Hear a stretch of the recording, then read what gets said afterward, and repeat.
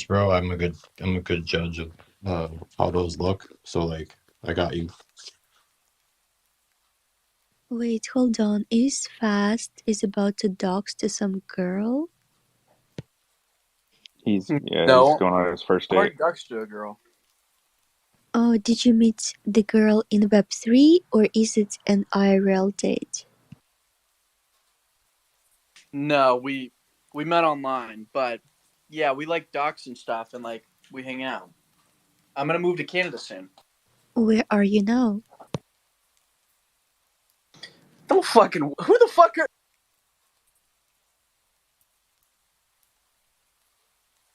Fast, are you there? This is Web3. I just don't know what I'm supposed to say to that. I do remember. Cool. I'm from the fucking hood, Polly. That's all you need to know. Fast. Does organic cheese make you have outbursts like this? Is this normal? What are you talking about? What outburst? No, I think you're fine, dude. Bro, you think that shit's organic? No, it definitely was organic. Those The way Baby that you Bell can tell- cheese? Fuck. Yeah, no, I'll put I got the $20 organic on it. ones, yeah. There's no fucking way. Those things taste You like want- fucking chemicals. Free fucking $20, bro. What the hell? Erod, do you think a tennis player of this caliber would eat anything other than organic cheese? I don't see why you would even assume that it wasn't organic. What does he play? Do you know what I'm saying? What kind of tennis? It's organic. I play tennis, I bro. want to hear what you sound like when you serve the ball in tennis and you grunt. Like, 'cause I see that on TV all the time. I want to. What is your bro, grunt sound I don't like? grunt. I'm not a fucking pussy. That's how you fucking know you're not a real tennis player. Wait, no, you wanna know why they grunt? It's like What? it's all like a psychological thing. It's not because they're hitting the ball that fucking hard. They're they do that so that way they can annoy their opponent. That's like literally why they do it. No, And it's it's just like, scientifically proven. You hit the ball harder when you grunt. no, that shit's annoying, bro. I just get them in a little sleeper Well, hold and I just fucking shovel it down their backhand. And they can't stop winners it. get to be annoying because that's what winners do. They grunt. Yeah, but like most of the good tennis players are like retiring. We only have like Nogovic. Who? Never heard of him. What the? He's like the number one tennis player. Do you think that I table watch tennis, bro? I'd smoke you in table tennis. What were you gonna say? That table tennis athletes are more athletic than real tennis athletes? Absolutely not. I used to have a crush on Rafael Nadal. You're moving 2 feet versus like back and forth, up and down. Like, yeah, it's bro. You fucking kidding me? Like, what? Which table tennis or real tennis talks to more girls? Like, what do you think? Probably regular tennis. Yeah.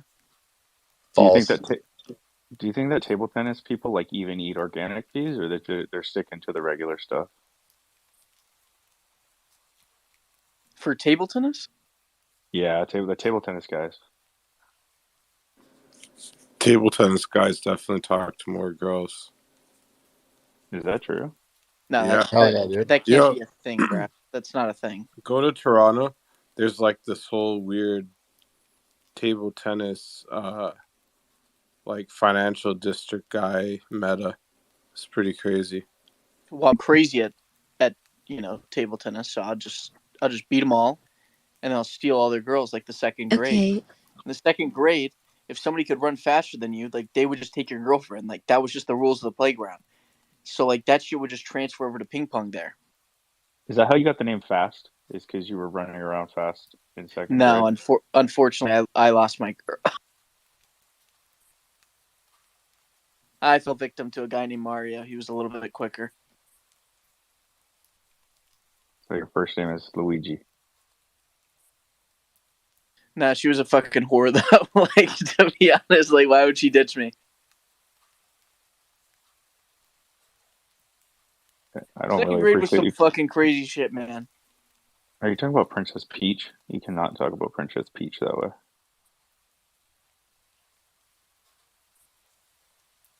No, what the hell, bro? I'm talking about the second grade. Well, Mario and Princess Peach were dating, were they not?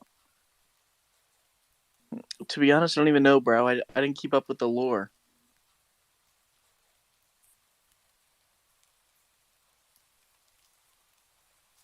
You don't know anything about the Mario Brothers? Are you not a gamer? No, I just focused on like beating all the levels and saving that bitch. Okay, I'm joking. Dude, I'm just fucking wired right now, bro. I just got back from the gym. My calf fucking hurts. Like I just need to feel something. Damn. Did you drink too much Mountain Dew? No, I don't drink sodas. Or as my Canadians would say, pop. He's a tennis player. He only eats organic baby bells. Oh, No, I just didn't like the way that I got like addicted to like sodas where like I went through like a little like time where I was like, bro, I was drinking like 3 a day or some shit. Like, and I was like, what the hell? Like, and I realized that like you get like really addicted to it. I was like, this is not good. So I just went all to water. fast. So are you moving to Canada because of her? Yeah, kinda. It's like a win-win scenario. So I want to move closer to the girl. I think that there's like something there that I want to pursue. I also want to gamble on stream because I like had to kind of decline like a deal that would have been like a really good deal where I would have made like a pretty good amount of money, but because I'm like in the US, like I can't really gamble like that. So it'd be cool there. And then one of my business partners actually lives in Canada. So we were thinking about getting like or like renting a house together and then living in Canada, and then it's like a win-win-win-win. The only thing is my parents live here, but to be honest, like whatever, you know, sucks, but you got to grow up and get out of the nest someday. No, that's fine. I hear you. But what about, did you ever travel abroad? Have you been to Canada before? Because like, don't make these big plans unless you tried it first. Well, it's like in like 6 months or something, but yeah, I'm getting my passport here soon, and then I'm going there, and I'll be there. I'll be there to like obviously like scope out and like see like where in that like specific town like what's fucking cracking. But I have a buddy that already lives in Canada, like really near there, so like he's doing like most of the shit. And to be honest, like I don't really like do anything like out of the ordinary. Like I just work in Web3, you know. Mm-hmm. Oh, So as long as I just have a laptop, and I'm gonna keep one ledger with like all my main money in my parents' house. Bro, it's gonna be a good time. It's good to get out the nest. I did that. I traveled around. I'm living Well, across I the live world. alone, but No, you'd be good and get out there too, bro. Don't be afraid to get out there. Go to Toronto. Go downtown. Take your girl on a nice date. You know, see some shit. Play some table tennis, you know? Play some table tennis. You know. fast. Do you ever consider getting doxxed? to the public or Yeah. Ooh. probably not. So, cool. But okay, but when you see Burden,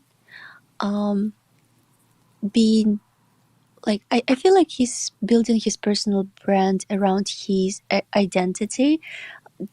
How do you feel about it? Do you want to attempt trying to do something that he's doing, or do you feel, why did you even pick anonymity? Well, you want me to be dead honest with you? Sure.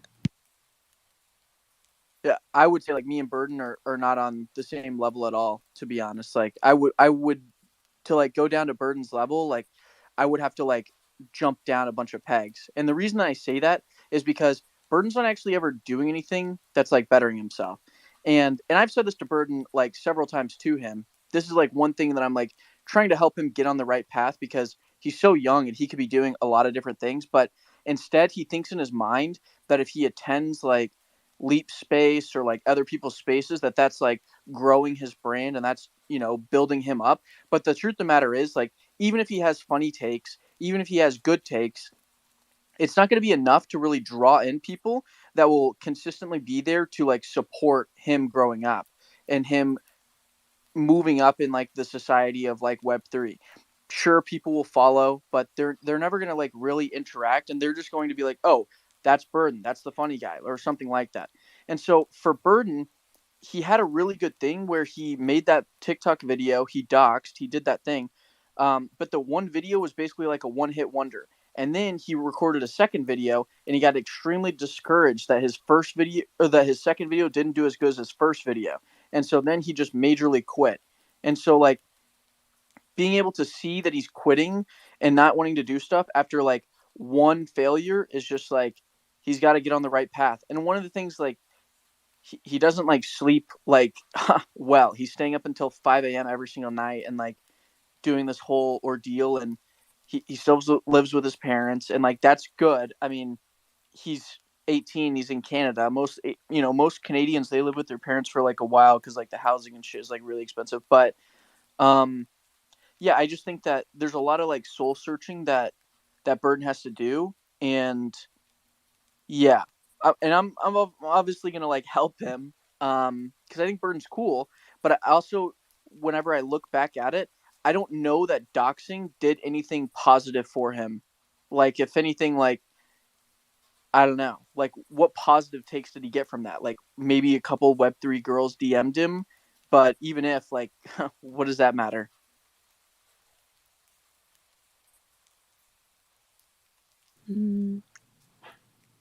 I think there is a like deeper level of trust you can establish with a person if, oh, Kuro, why? Wait, that's not true. You do not need to be doxxed to fucking do anything in the space. And the reason for that is because I think a lot of people, we went through metas. First, it was like nobody was doxxed. That was the way that it was. Then people started getting rugged, and they're like, "Oh, okay, let's go ahead and dox everybody. And if you're doxxed, like that's the only people that I'm investing into." Then people doxed, still rugged, and people still lost money. One of the big things, Commune 3. I mean, Commune 3 basically had a failed Web 2 company that took the same tech that they already had, brought it into Web 3, made a few $1 million, and the owner left. And then like now the project's like rugged. And so, and it was a fully doxed team with like all their LinkedIn's and all this other like bullshit. And like, to be honest, like doxing doesn't help you really. Like, it's not going to like keep your project from rugging or anything like that. And I think that slowly people will realize that doxing is not as important as people have made it out to be. And for projects that you really want to invest into, you need to look at what these people have actually built and the tech that they've built, because that's like really the way that you're going to be able to make good investments into like projects like that. So I don't think doxing is like really needed. I feel like doxing will probably become like a standard thing, though. Like the more that you see the Amazons of the world come in and building tech and infrastructure in this space, I can almost guarantee you that in order to sell anything on Amazon's marketplace, they're going to require you to KYC. Justin, you're hiding behind And a that's PFP and and you're that's not why the even people won't doxed, use it. bro. I mean, you take a look at Coinbase's like marketplace, right? Like, didn't they come out with like this whole thing, and they were like, everybody's like, "Oh my god, Coinbase is gonna be here," and like, and this and that. But to be honest, like, no one even fucking uses that. Like, I would make fun of somebody if they had a fucking Coinbase wallet or if they were fucking buying and trading on there. Like, that's just not where any volume is on ETH. People are I don't want to using hear people talk. Core I don't and want to hear people talk about like mass adoption if like they're gonna complain about like Amazon's coming in. Like but that's not mass adoption. Mass adoption is interacting with tech whenever you don't even know that it's touching the blockchain. You would that's know that you're touching the exactly blockchain what Amazon with is NFTs doing on though. Amazon. Like Amazon, you don't like log in with MetaMask to access Amazon's marketplace. Like you realize that, right? Well, how do you know? It's not even out yet. I'm saying based on the articles that have come out about what that product is going to be. Well, that's just an opinion, to be honest. Like, no one, all these are speculations. Like, it's not like a set in stone thing. And I would find it very hard to believe if you didn't connect your MetaMask. Like, how else are you going to get your NFT?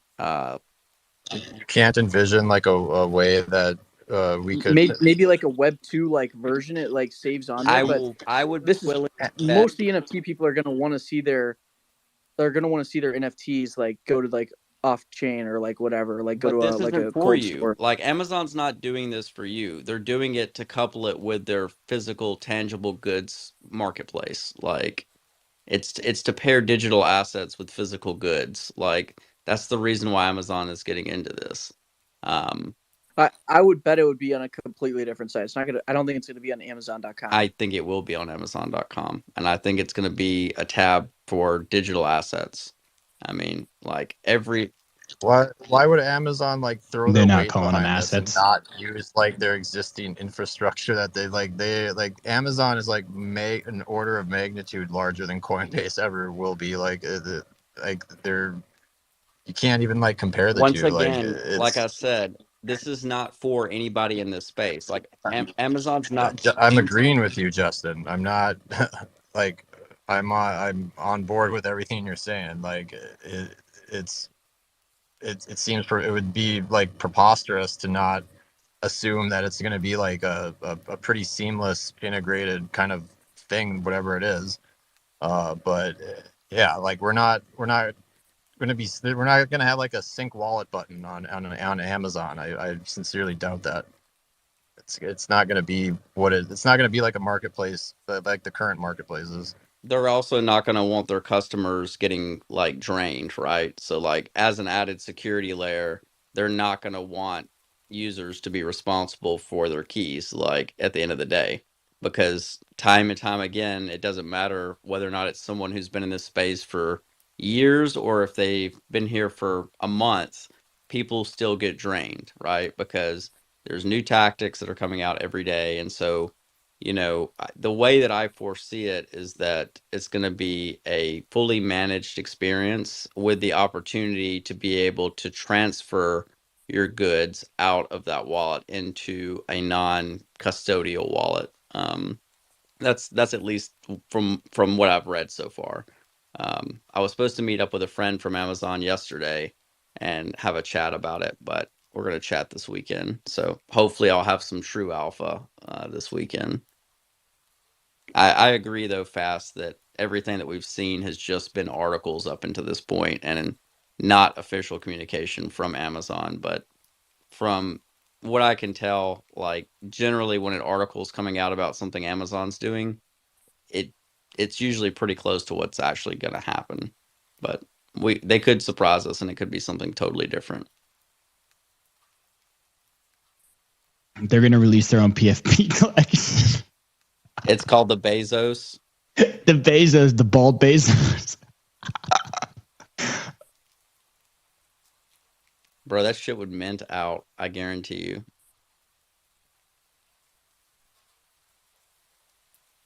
Angel, you have to just talk or you'll just sit there with your hands. Yeah, sorry. Chop Shop, you guys are fucking dope. Kiro's always curating the best spaces. Justin is giving the best tech advice. And then today he joined my favorite group, Beep Boop. I was like, damn, he got his first NFT. Fucking dope. Congrats and welcome to the fam. I see you guys talking about Web3 security. One of the biggest things I have issues with is token gated merch. They're like, you can't buy this unless you have this in your wallet. Like, can we figure out to delegate other side wallets to not compromise your main? I feel like should be a main issue in this space. So we're actually doing something about that at Sassy. And so we're adding like first level support for delegated wallets. We're also building out a protocol as well as a system for you to like currently when it comes to delegation of assets and wallets and tokens or contracts like warm.xyz, they only allow you to do like wallet level delegation. Delegate.cash lets you do it on a individual NFT, on an NFT collection, or on an entire wallet. But at the end of the day, there's not really a whole lot of permissions that come with that. It's more or less just putting it in a registry and saying this person has authorized this wallet for this period of time.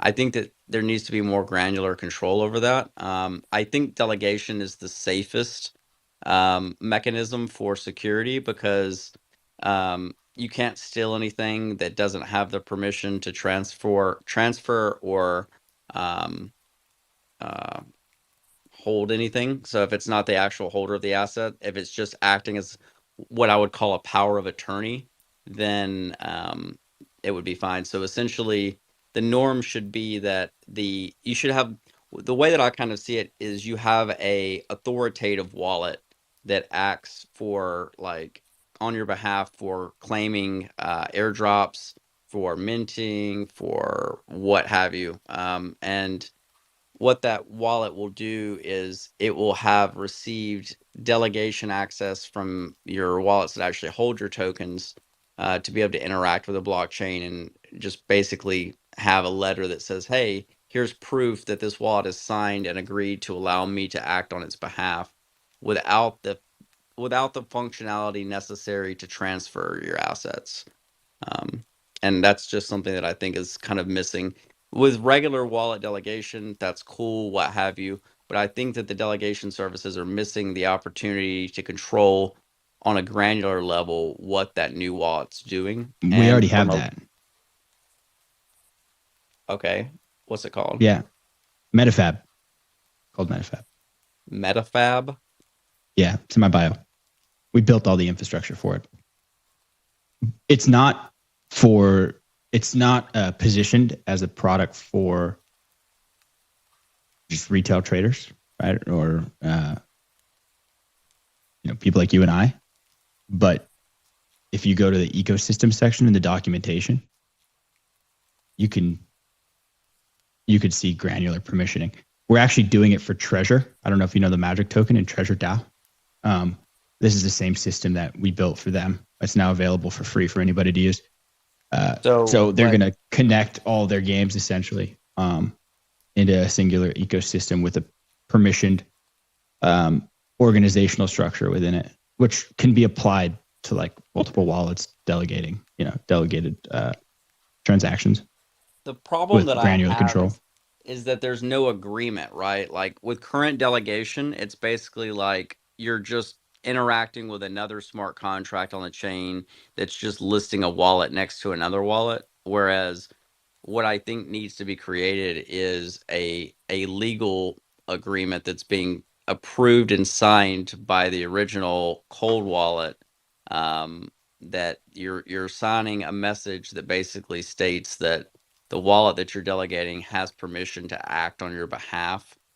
Yeah, that is what it is. Okay, so like they're signing like a legal like message with the wallet. Let me pin the UI because it's not like obviously you can use the endpoints however you want, but the UI really explains it best. Let me see, where is it? Here, you can keep talking. I'm gonna find it. I'll pin it. Okay, cool. And Kuro, when you get a second, hang on. Will you pull Nova up here? It's one of my friends on one of my alt accounts.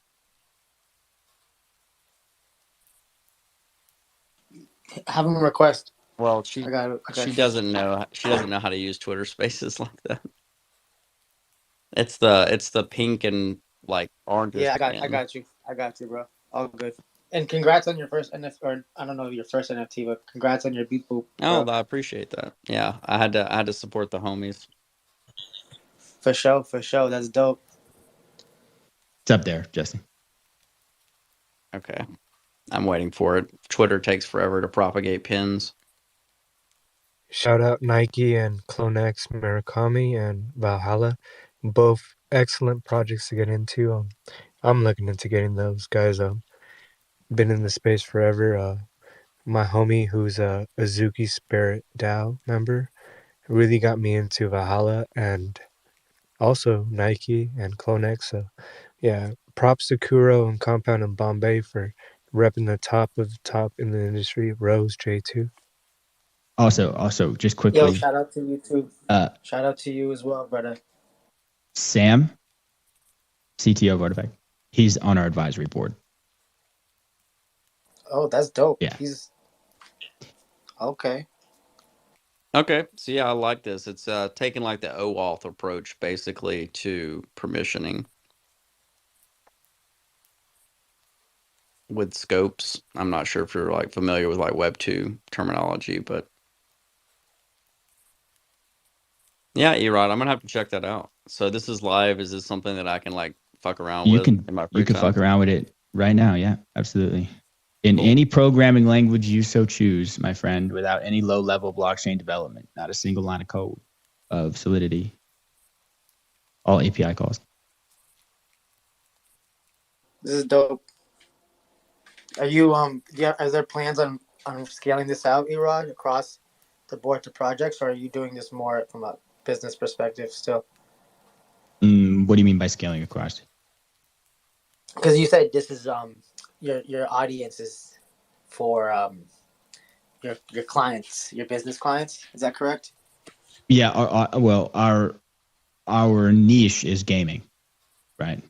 So the way that this Okay, got it. implementation would work is for a marketplace. Basically, here, let me put it like in an analogy. Credit cards, right? So you've got Visa, that's MetaFab, and then you have Macy's, American Airlines, all these other merchants that can issue a credit card to their end customers and then bake in all kinds of different rewards.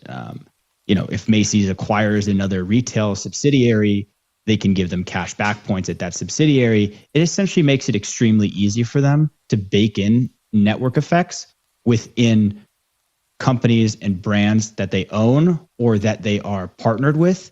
And then beyond that, of course, by being a part of Visa, there are network effects in that dual-sided like marketplace, right? Where the more merchants you have, the more value those merchants are getting.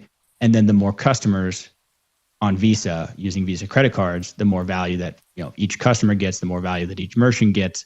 So there's all these network effects, which is why it's free, right? Because we don't want to discourage people from essentially like engaging with these like systems and tools, right? Like Justin goes out and he builds with ecosystems. Well, now like he's part of the network, right? And that makes everyone else who joins Justin and whatever he's doing infinitely more valuable to everybody else on the network, and vice versa. So, So when yes, I but it's like interact with credit. that, It's like credit cards. Anyway, I was off trying tangent. My bad. Yeah, go ahead. is that interacting with like a smart contract, or is this a gasless off-chain transaction that's happening? No, it's on chain. It's gasless. You can configure it to be gasless if you set it up. If that's how you want to set it up. We have gasless systems that interface with either custom contracts or that you can import, or you can deploy your own contracts, right? With our standard templates. Cool. Yeah, I'm definitely going to take a look at this. Yeah, we're building like an entire protocol around like smart agreements on chain with business enforceability for financial flow through, handling breaches, handling an asset moving between wallets or transferring between owners and still retaining their IP agreement that would be in place. Like it's like insane how much work we're putting into it, but it's all for a good reason. Like it oh my god, I cannot wait till you guys see like the partners and what they're going to be using our system for. And I want everyone in here to check out what Erod's doing too, because this is fucking dope. Like these are the types of people that you need to be supporting in this space. This is where whenever I get off on my tangents about how everybody wants to come in here and ape into some shitpost fucking PFP project that they think is going to go to the moon, when in reality, if you would invest in the builders and the infrastructure people, this space would grow exponentially overnight, because it's building the cool shit that attracts more people and that also promotes like longevity, right? Like it's all about like solving problems for people. And I'm going to tell you right now, me having 1,000 rug projects in my OpenSea inventory would not help me in any way. Like it would not be providing me with any value. It wouldn't be making my life any easier. It could have made me a few bucks, but at the end of the day, the technological aspects to this entire industry are the true value, and that it'll shine through more than anything else will.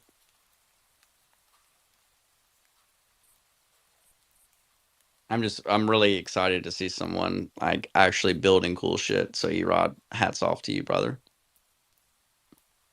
Yeah, man, not me. Not on main team. You know, Arc Dev, man, that guy's a fucking genius.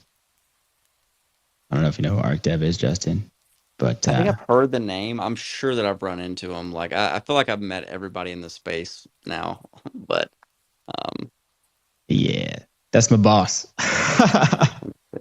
He's an absolute genius. Yeah. how do you? What's his handle?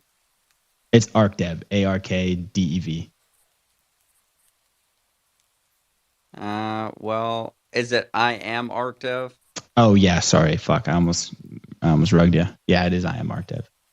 Okay, I'll have to follow him. We should be following. Even though he's a redhead in his PFP, I guess I can still follow him. Just because he doesn't have a soul doesn't mean that I can't drop him a follow on Twitter. So. All right. Well, I'm glad you could put your differences aside. I'm joking. I'm joking here, right? Like You saw South Park growing up with damn. I gotta say, fucking Novalchi, your fucking PFP is pretty cool, man.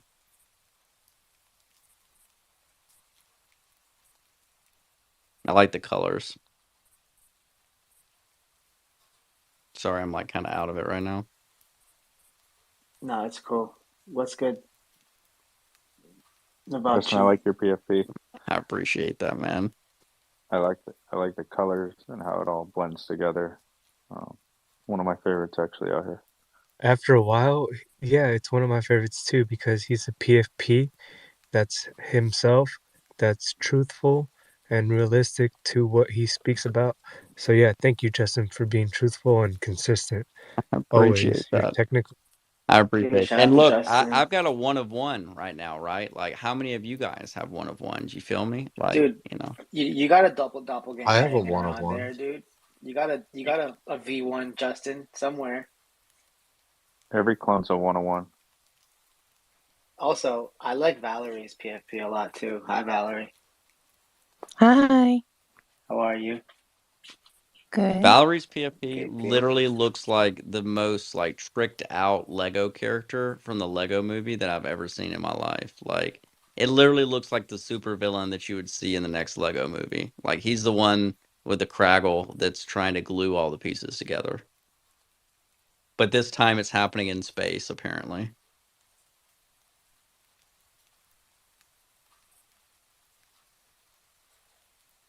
Nova, come up here. Why does Blur put a 1 hour lock on selling? I guess they're trying to stop scam sales, like flagged items. Trust me, I questioned this so many times. I just bought it to flip it, and they're not letting me do that. But like, what is this their way to make amends for their totally terrible approach? Fuck, I don't really like Blur. I guess I should have connected to Blur back in October of last year. I've seen it happen and flourish before my eyes. I told my brother and my sister, who both work at Coinbase, and they're like, yeah, you should have trusted Blur. Our co-founder founded Blur. I was like, oh, fuck. Yeah. Like, yeah, they're going to do everything right by the book and make sure that you guys are straight. I didn't join in until January of this year, so I had 2 months of miss Blur action. I like Blur. I like Blur, to be honest with you. I think that it was crazy of them to design a site that wasn't mobile friendly, or that they didn't have a mobile app like being developed like in line with what they were building on the website. But I'm sure that that's in the pipeline right now. Like, just looking at the market share that Blur's currently still occupying, it's pretty nuts. I wasn't exactly sure what was going to happen with the volume of activity once the Blur token was announced and unveiled and the airdrops happened and all that. but it appears to be holding its spot. Like I don't think we're going to see it falling off just because that has already occurred. No, I mean their marketing is on point, but I don't like them. Still, I think that buyers and sellers have to have the autonomy of royalties they're going to pay, not marketplaces deciding that. Well, I mean, Do you like think? at the end of the day, like if you built it into the smart contract, Right. I and knew you were going to fucking say that because I agree with you. I mean, here's the thing, like if you people can sit here and bitch about royalties all they want, but like until it's enforced on chain, then like you can't bitch, right? Like because No, it's you can't. Yeah. no one is It's the free hacking the market. system. No, They're it's the just free market. exactly, and Yeah, it's the it's literally reason the free why market. That don't the mean I have to last like it though. the last place that I would want to be right now would be owning a marketplace because it's about to get so freaking cutthroat. It's gonna be nuts. Like you could not pay me. I could have all these crazy ideas about what could make a marketplace so much better, and I still would not actually go follow through with developing it because it's gonna be a race to zero. Like there's gonna be basically no incentive to run a marketplace, in my opinion, unless you can just handle taking massive losses and burning through tons of runway. Like Or it's gonna boil down to that, in my opinion. you How are could they take even surviving Amazon's right now? royalties or the service fees, but what about Amazon? Because if they're gonna come into here, I don't think they're gonna be a marketplace. They're gonna be a shipping place. So when you ship items, you make some sort of profit off it because they drop it off to a drop-off zone and they ship it to the recipient. Um, Correct me if I'm wrong. Did Amazon say they're going to partner with 15 collections upon drop? And if so, I feel like it's going to be 15 collections that have IRL Web 2 web items ready to ship. I agree. I think it's going to be 15 Hopefully that means projects with artifacts. tangible goods that are pairing the digital assets with the physical goods. That's the way that I at least see it. I don't think you're going to see bored apes. I don't think you're going to see penguins. I don't think, you know what I mean? I don't think you're going to see any collection. But penguins have items coming out in Target, so I do see penguins if they're selling toys and Toys, right? Yeah. Well, I'm saying like If that they, would be a good use case for it, but I don't think that you're going to see an existing project. I think these are going to be 15 brand new projects. And you don't think that artifact Nike could get in there because of that corporate level? You got the Air Forces, the merch, all that stuff. I think that Amazon would probably pay them to be on their marketplace. That's Amazon's approach, right? Like they pay the big brands to use their systems and services so that they can brag about it to the other Fortune 500 to where they can obtain more business. Like you see them buying television rights, you see them buying like huge sponsorships of massive events just so that those events will say that their official cloud partner is AWS. But granted, this is not an AWS product or service. This is an Amazon product service offering. So I think until it's unveiled, we just won't know. But it's going to be interesting to say the least, and it's going to be. I'm wondering, are they going after like which blockchain are they integrating first? Are they doing Ethereum? Are they doing Solana? Are they doing AMZ chain? You know, what's going on, right? Like I'm interested in which blockchain they're going to throw out first. I would be amazed if it wasn't ETH, to be honest. it has to be ETH, right? Because ETH has layer 2 with Polygon and other layers, so they have a bigger horizon to expand their NFTs. Who knows? Like, I'm personally like I'm a little more bullish on like I kind of agree with the sense that like marketplaces aren't like the future. But I think there's something to be said about like the independent creator like aspect. Like it's not. I think there's still going to be a need or a want for people to be able to capitalize on their work, like artists actually creating their artists and musicians like creating their stuff and selling it to people directly, um,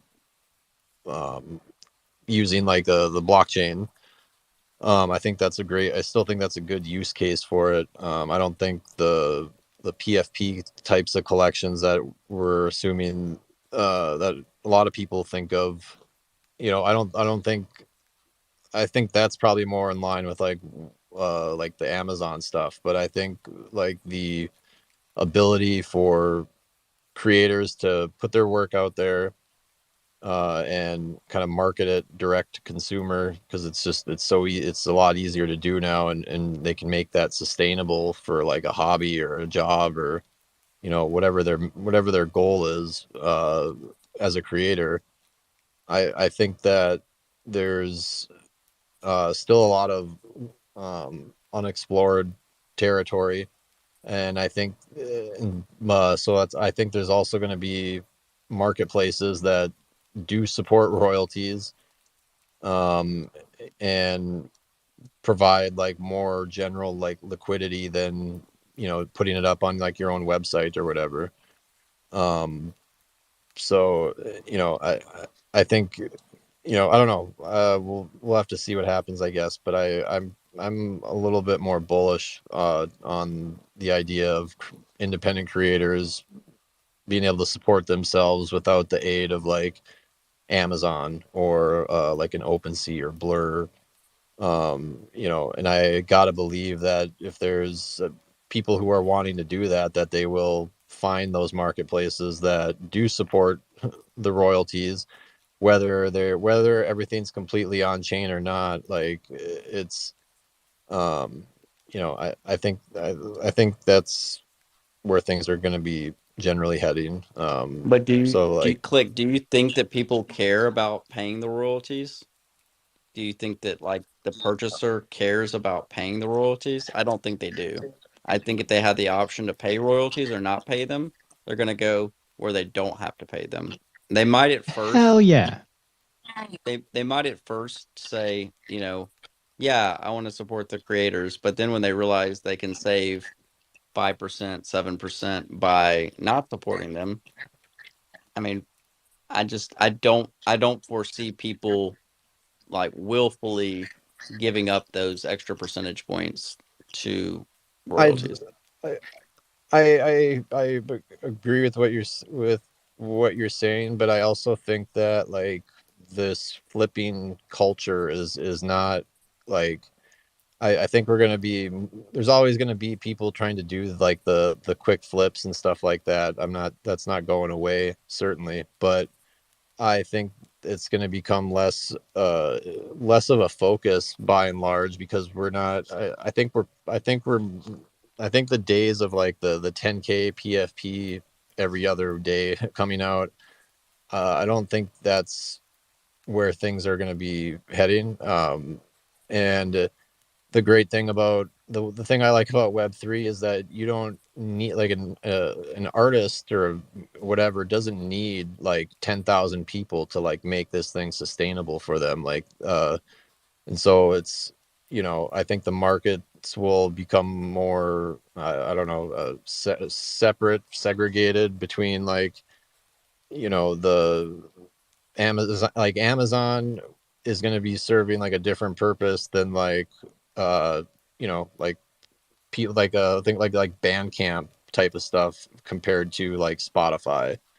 Like I think that makes a lot of sense to me. That makes a lot of sense that they're going to be able to find their core supporters. And most people who buy like music, for example, like if selling music direct to people becomes a thing, I mean, it's if it becomes a bigger thing, then I don't think most people who buy like an album or a vinyl or something are necessarily thinking how they're gonna like flip it, right? Like you buy it because you love the music or the band, or you want to support them for whatever reason.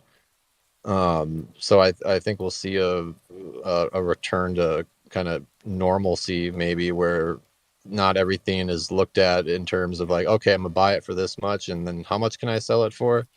Oh, I can sell it for $5 more over here. I'm gonna do that. Uh, I think the buying something to support the artist or because you love the art is, I think that's going to become more prominent. Um, yeah. I, Uh, I don't know. think that- I don't foresee us regressing when it comes to like things like music. Like the if you follow the timeline with music, right? Like people were buying CDs and albums, and then Napster came out and disrupted that entire space, and people just started pirating music, and then in order to take back control of it, they realized streaming was the best way because it was more convenient for someone to pay $8 a month or $10 a month and have all their music in one place versus like risking downloading a virus or porn or whatever off of LimeWire, Napster, you name it. Um, I think that you'll always have people that like buy the special edition things that are like purchased and own, but I think that like music is so accessible now that I don't foresee people going back to the days of buying albums in mass anymore. Um, I mean, I don't, I agree. Like most, like, yeah, like Spotify is like great, right? Like it's convenient. It's streamlined. It's very easy to use, and it's a good deal. Like you pay $10 or whatever, and then you can listen to all the music you want. But that's all been at the expense of like the creators, right? Like they've maybe at the very top, it's things like streaming have been like largely like better for the creators, but most people aren't at the top 1%, and so I think that the the ask of it's a you like a musician only needs like a very small amount of sales to like make the thing worth more of their time than worrying about how many hours they can get streamed on Spotify this month. Like someone sells like a few songs for like $5. Like if you sell like a piece of your music for like $5, how many hours is that translated to Spotify? Like it's an enormous difference. Like it's a $5 purchase is worth a whole hell of a lot of hours. yeah, I mean, And Spotify, it's 0.3 to 0.5 of a cent per stream. yeah, Um, it's bad. and I mean, and it's still exploited to this day, and Spotify hasn't done a whole lot to solve it. I mean, go But ahead, Justin. Finish your thought. but Sorry, cut basically, you off. my point was just basically that, like, I don't understand why it would need to be an NFT then. Like, why wouldn't the artist just sell the music and give someone an MP3 download? I don't understand the reason of why it would have to be an NFT. I understand like token gating experiences and giving them access to certain things by having an NFT, but you could technically do the same thing on Web 2. Like where I'm bullish on the space is solving problems that you traditionally cannot solve in Web 2. I don't like working in reverse. I don't like shoehorning things like I hate when someone comes to me and says, how can I use AI to make my business better? Or how can I use blockchain to make this more streamlined? That's the wrong question. When it comes to engineering and infrastructure, you figure out your problems and then you design solutions with the tools. Blockchain is a tool, AI is a tool. And you have to, it's just like when you're building a birdhouse, right? Like you're not going to build a birdhouse with a I'm trying to think of some with a chainsaw, right? Like that would be using the wrong tool for the job. And so instead of saying, how can I use this chainsaw to make a birdhouse? It's like, how can I make a birdhouse in the most effective way possible? And what tools do I need in order to build that birdhouse? And so Like, I don't know. That's my 2 cents on it, coming from someone who's not deeply like engaged in the space. I understand that like people are passionate about all the things that all of this technology offers, but at the same time, like you have to sometimes stop and ask why. Like, why do this? Like, what does that do for that person? Don't just tell me bullet points of things that you're using to just fill your product page. Tell me things that actually make me want to use your product, service, or obtain your good, right? I have a question, Justin. Did you mention Napster, or did somebody mention Napster before in the Spotify conversation? Yeah, I mentioned Napster being like the disruptor to the music industry. Okay, yeah, okay. I thought somebody had mentioned Napster. I didn't want to like sound like a broken record or sound like it was my idea to bring up Napster. But I wanted to respond to Click because yes, it's true. I think on average, the creator musician on Spotify is not earning as much as if they had a record deal, right? And they were actually selling their music through these more conventional channels. But Spotify democratized music, and the economic impact of that is not calculable. Yeah, it's not calculable. So the ability for me to even just like upload a song to Spotify and send it to people and have them listen to it and enjoy it, and have that do that from around the world in a way that has a revenue model that still works for those top creators, the people that would have been making it regardless. Now they're doing that in a way where they don't necessarily, yeah, you do need record deals and labels and all that kind of stuff, but to a much lesser extent to actually get your music pushed out there. There's bands like, people in my family that are, one person in my family, not many people, but one person that just, just worked for Uber and did side things and just, played his music, and I can listen to it on Spotify. And then they started getting pretty big, and, that now they're getting deals and they're just driving around playing their music. People are listening. I mean, this is like not something that would have been possible before. So democratizing what are complacent and bureaucratic industries with lots of red tape and, backroom deals and things like that that economic impact is incalculable. It has nothing to do, Justin, with what you're saying about Web3izing it. Yeah, and music is one of those things, like I could spend probably 48 hours straight talking about all the complexity and nuances of the music industry. Like, something that a lot of people don't realize is the reason why Ticketmaster is so big is because they own Live Nation. Live Nation owns 51% of the majority of the large venues in the United States. And so it's a monopoly on the venues because the venues get to dictate and control who sells tickets to their venues, regardless of who's performing there. And so, like, artists make a lot off of advances for their albums if they're like a top 1% or more artist, but at the end of the day they really make their money off of touring, merch, and all of the deals and stuff that they get outside of just their music. Or like that's the economy that we live in like now when it comes to music. But you know I just I can't think of a way that would make sense for there to be a like music NFT taking over. Like I just like even if there was a really badass app, right, that allowed me to view all my NFT music and have it in playlists and all of that, like all of the all of the things that we love about Spotify and Apple Music, like the recommendation engine, the fingerprinting, and like the discoverability of music that's in tune with what you enjoy.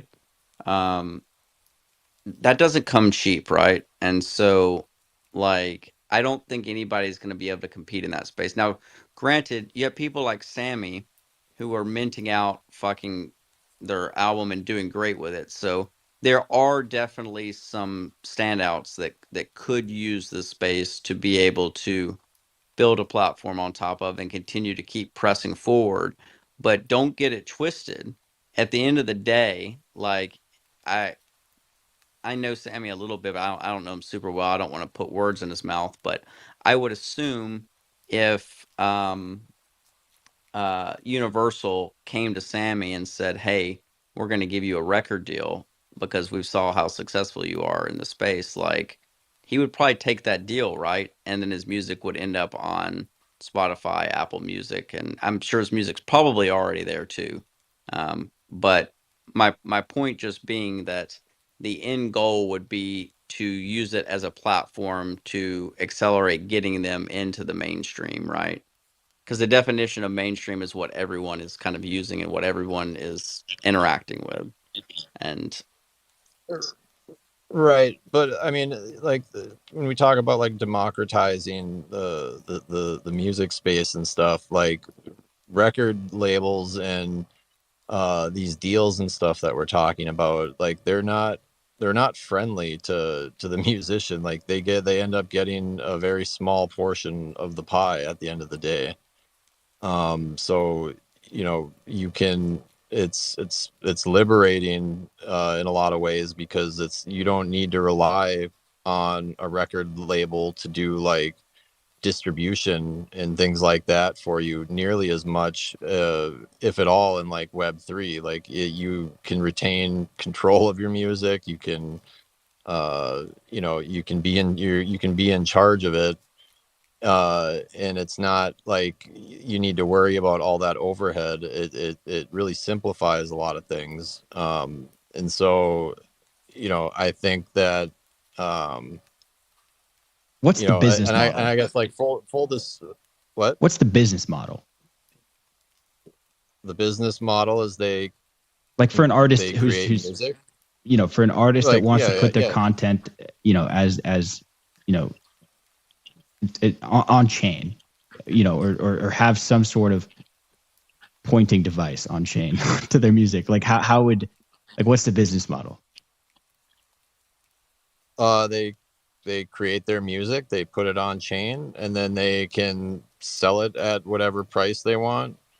uh like there's Can people listen to like it without buying if it?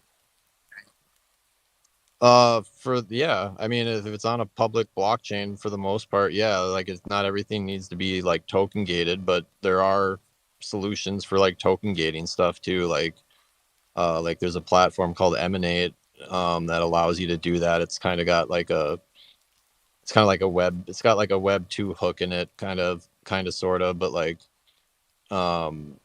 but though, like you can do that stuff, because like if you're not really gonna make you can like if you're not gonna make any money playing it on Spotify, it's just more there so it's accessible. It's not all that different from putting it on chain with the ability to purchase it. um my and problem with that is that when you say putting it on chain, you're not putting the music on chain, you're putting the music on IPFS and then just putting a token on chain that points to the IPFS data. Like, well, sure, like I mean, I'm not trying to have like a semantic argument, but like it's uh there I don't know, I need to get some sleep. I'm pretty you sound like me on the average night. um and then but like I do want to give like full disclosure. Like I work for a platform, DNS.xyz, and we've been working a lot on uh solving some of these issues like that you had brought up before, in terms of like discoverability, usability. Like nobody wants to go to OpenSea and like listen to music. There's room to like deliver a Spotify like experience with NFT music, and have a way for creators to monetize that in like a reasonable and sustainable way, without the aid of record labels or like big music uh corporation types of things. And yeah, like having all your playlists, being able to you know browse the genres you like and have recommendation engines and all that. Like that stuff is not easy. Like it is not easy, but it's It's it's something impossible. we've been It's not impossible, but it's very difficult. My point is just right. Like it's if it was easy, it'd be built already, right? Like it's I could see. these things take time. I could see. I could who pays see. for that infrastructure though? Like that's my question, right? Like so if you're saying that like there would be someone that would come in that would build that experience and that UI, that UX, that infrastructure, recommendation engine, what have you. How does that platform make money, right? Like, are they going to start taking a cut from the sales of the NFT music that gets sold? Like, I'm I mean, it would be. It's just like wouldn't have to be any different from the way like all the marketplace, all the existing NFT marketplaces have earned their money for the most part, right? Like that, like a 2.5% marketplace fee or whatever. Like that's reasonable. But like with tools like Manifold and stuff, artists don't even necessarily need to do that. So like you can, if the marketplace can deliver like a like a good experience and provide value in other ways than through direct sales, I think there's no reason it can't succeed or be successful. You know, we've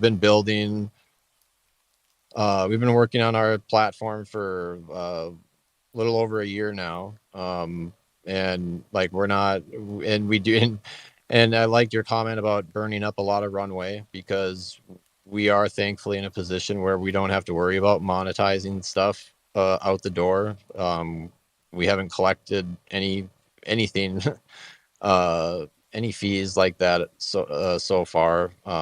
We also haven't had like an actual marketplace to sell on ourselves quite yet, but like we've been building out like the playlist stuff and working on categorizing and discoverability and making it a pleasant experience to use. So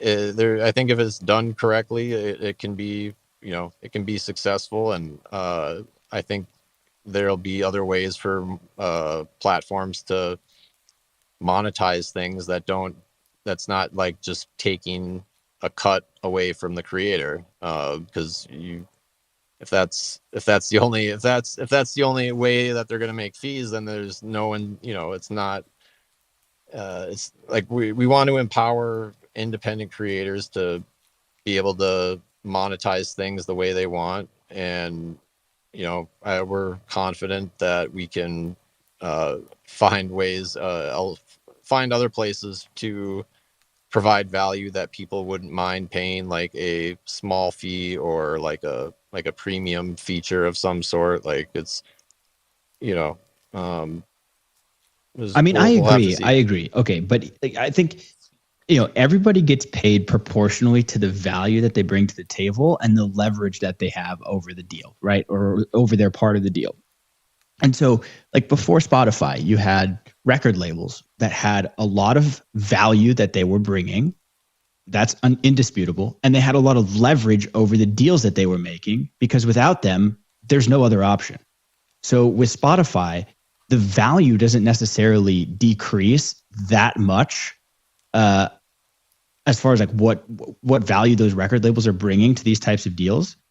They still have industry connections. They're still putting these artists in rooms with people that can get them on stages and put their name out there. There's still, social media hacking and TikTok hacking with influencers that they create connections with.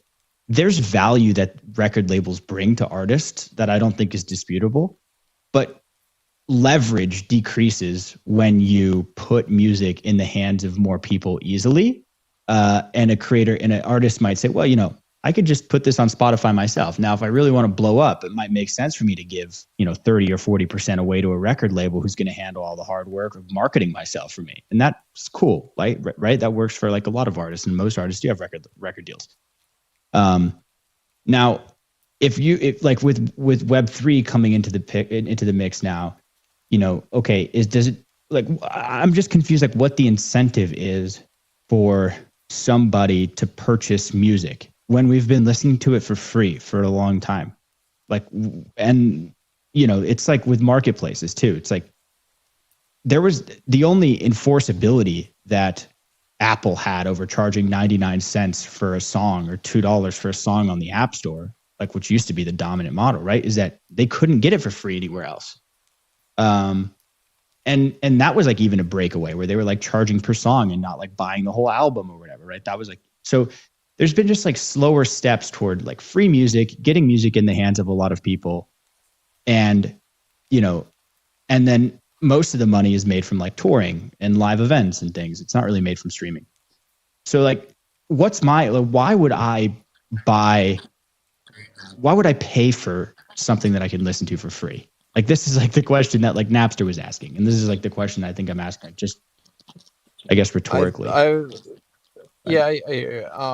think if you, like, I've talked to a lot of Web3 musicians, and I've made friends with a lot of them over the last year and a half or so, that we've been that this has been like a point of emphasis. And what Spotify has done largely has in a lot of creators' eyes is just devalued music. Like, it's made it more accessible, but you know, I think most artists would agree that Spotify has so they'd rather go made, out in New York City and sell CDs next to subways. We're not, no, we don't. They don't need to do that. They can put their music on blockchain now, and you leverage like all the great things that Web3 offers. Like, it's the paradigm is like you know, is completely shifted with Web3. It's not on the artists begging for their piece of the pie and hoping that the record label won't like screw them over. They're now free to like do these things how they want, and so it's going to be on the platforms to provide value. So then how do they distribute the content? Because like, yeah, right. Like, how does an artist take off? Like, an artist takes off by like free music. Like, people can listen to it for free on TikTok, and then they're like, oh shit, this is kind of jammy. I'm gonna go listen to it on Spotify. Yeah, and so like if you're putting your music on the chain or on IPFS, like that's going to be accessible. Like, you can go pull up music on. So then why is someone buying it? Or Sound? Because they're nice people. You're able to provide. I mean, there's, like I said, you don't need. They're not buying it. So then how's the artist making money? They're not. Are people? Wait, Murder. If they're not buying it, how is the artist making money, Murder? If people aren't buying it, they're not. None of these you're saying they're not. You're agreeing. I get it. Okay. Who's a Web3 musician that's making money? Dude, I know quite a few of them. Well, Blau. Just because. No, not even Blau. Like, I'm talking, like my friend Kane made. He's paying his bills with it, bro. Yeah, you know what I mean. What are you trying to like? I don't know. I'm not sure what you're arguing. You're saying no one makes like music in Web3. Like, that's there's a lot of music being made in Web3. Like, I've heard like a lot of Web3. Yeah, there's a lot of music being made everywhere. There's nobody listening to. There's not a lot of listeners on Web3 music. Yeah, but the thing is, you don't need like someone who can sell a few music NFTs. Like, that's the equivalent of like hours and hours and hours of like being streamed on Spotify. Like, not very many. Just because you can put your music on Spotify doesn't mean that people are going to listen to it either. Just because people go into a Twitter space or see that somebody's getting this music and stuff like that doesn't mean it's being listened to. It's not being listened to. I think what you have to think about. It's not there yet. I'm with you on the Web3 mentality sentiment getting bridged, like music getting bridged over to that, but there's no infrastructure for it. I'm very bullish on things like that, but like I said, there hasn't been Yeah, it's being built. Like that's what Right. my team has been like working on You're and stuff, saying and like like the we're paradigm has bullish. shifted. Like there hasn't even been like a success story really, other than Tory Lanez or somebody selling their NFTs. Bro, there's no like, success story in any of this shit that we're doing, bro. What is it? The apes are a success story? Yeah, like Get the fuck out of there's a here, lot bro. of There's no success success stories story. We're all just trying to figure this shit out. Listen, I think Yeah, I sure. think at the end of the day, you have to look at this from a top-down approach. There's so many layers of abstraction to get someone all the way to the point of checking out and actually making a purchase of a music NFT, right? If you take the entire um, take all the wallets that have transacted in the past 30 days, right? How large is that market? It's not very large, okay? And then you add on top of that, how many of those people are interested in buying music? Okay, you're further abstracting it away. I think what you have to realize is that any artist that wants to can publish their music on Apple Music and Spotify for a $30 a month subscription or $20 a month subscription to one of those platforms that allows you to self-publish and handles all of the master certification and everything for you.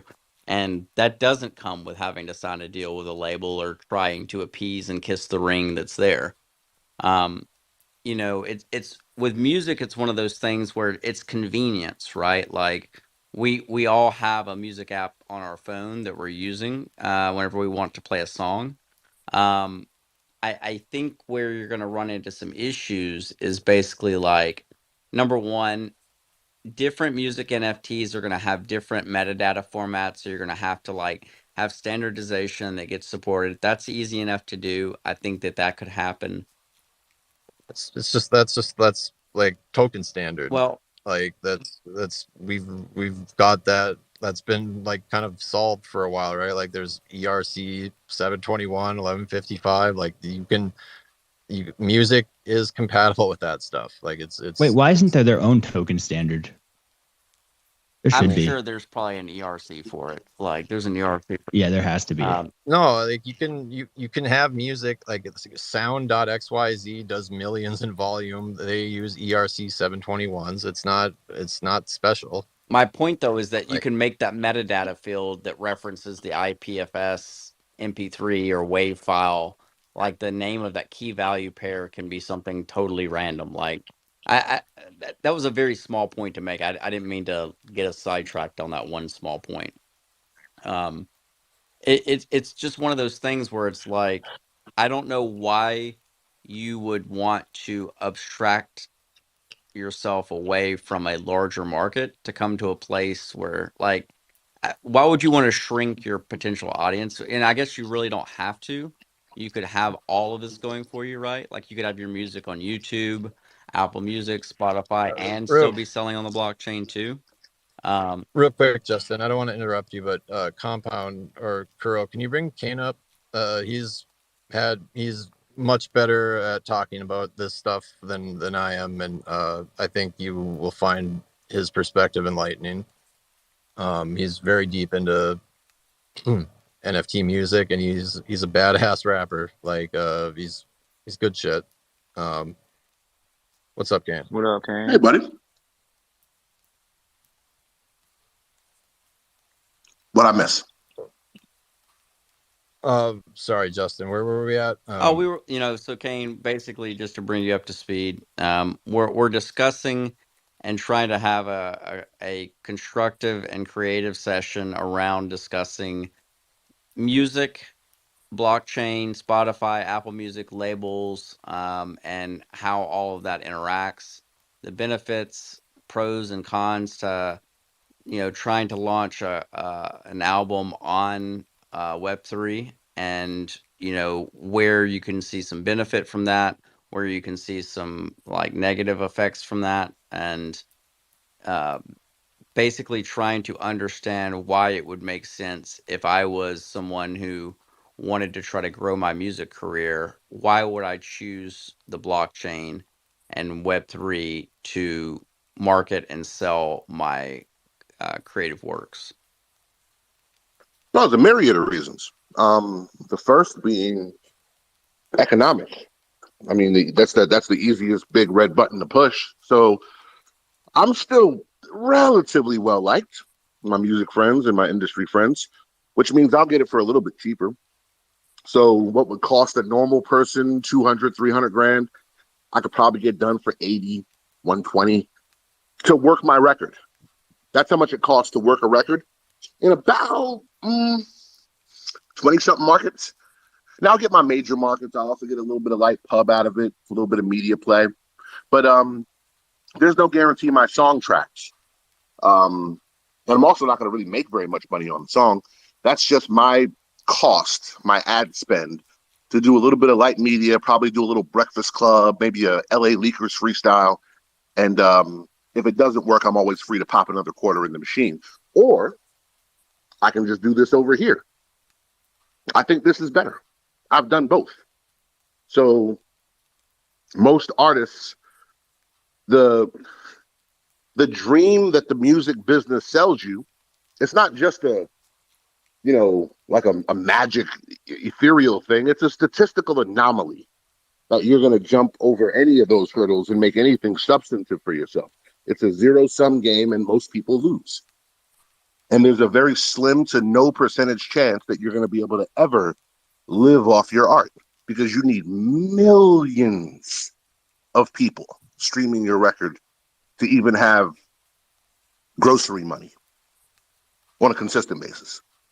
So I think Web3 solves that. You don't have to be mega famous. 500-600 people is a good career.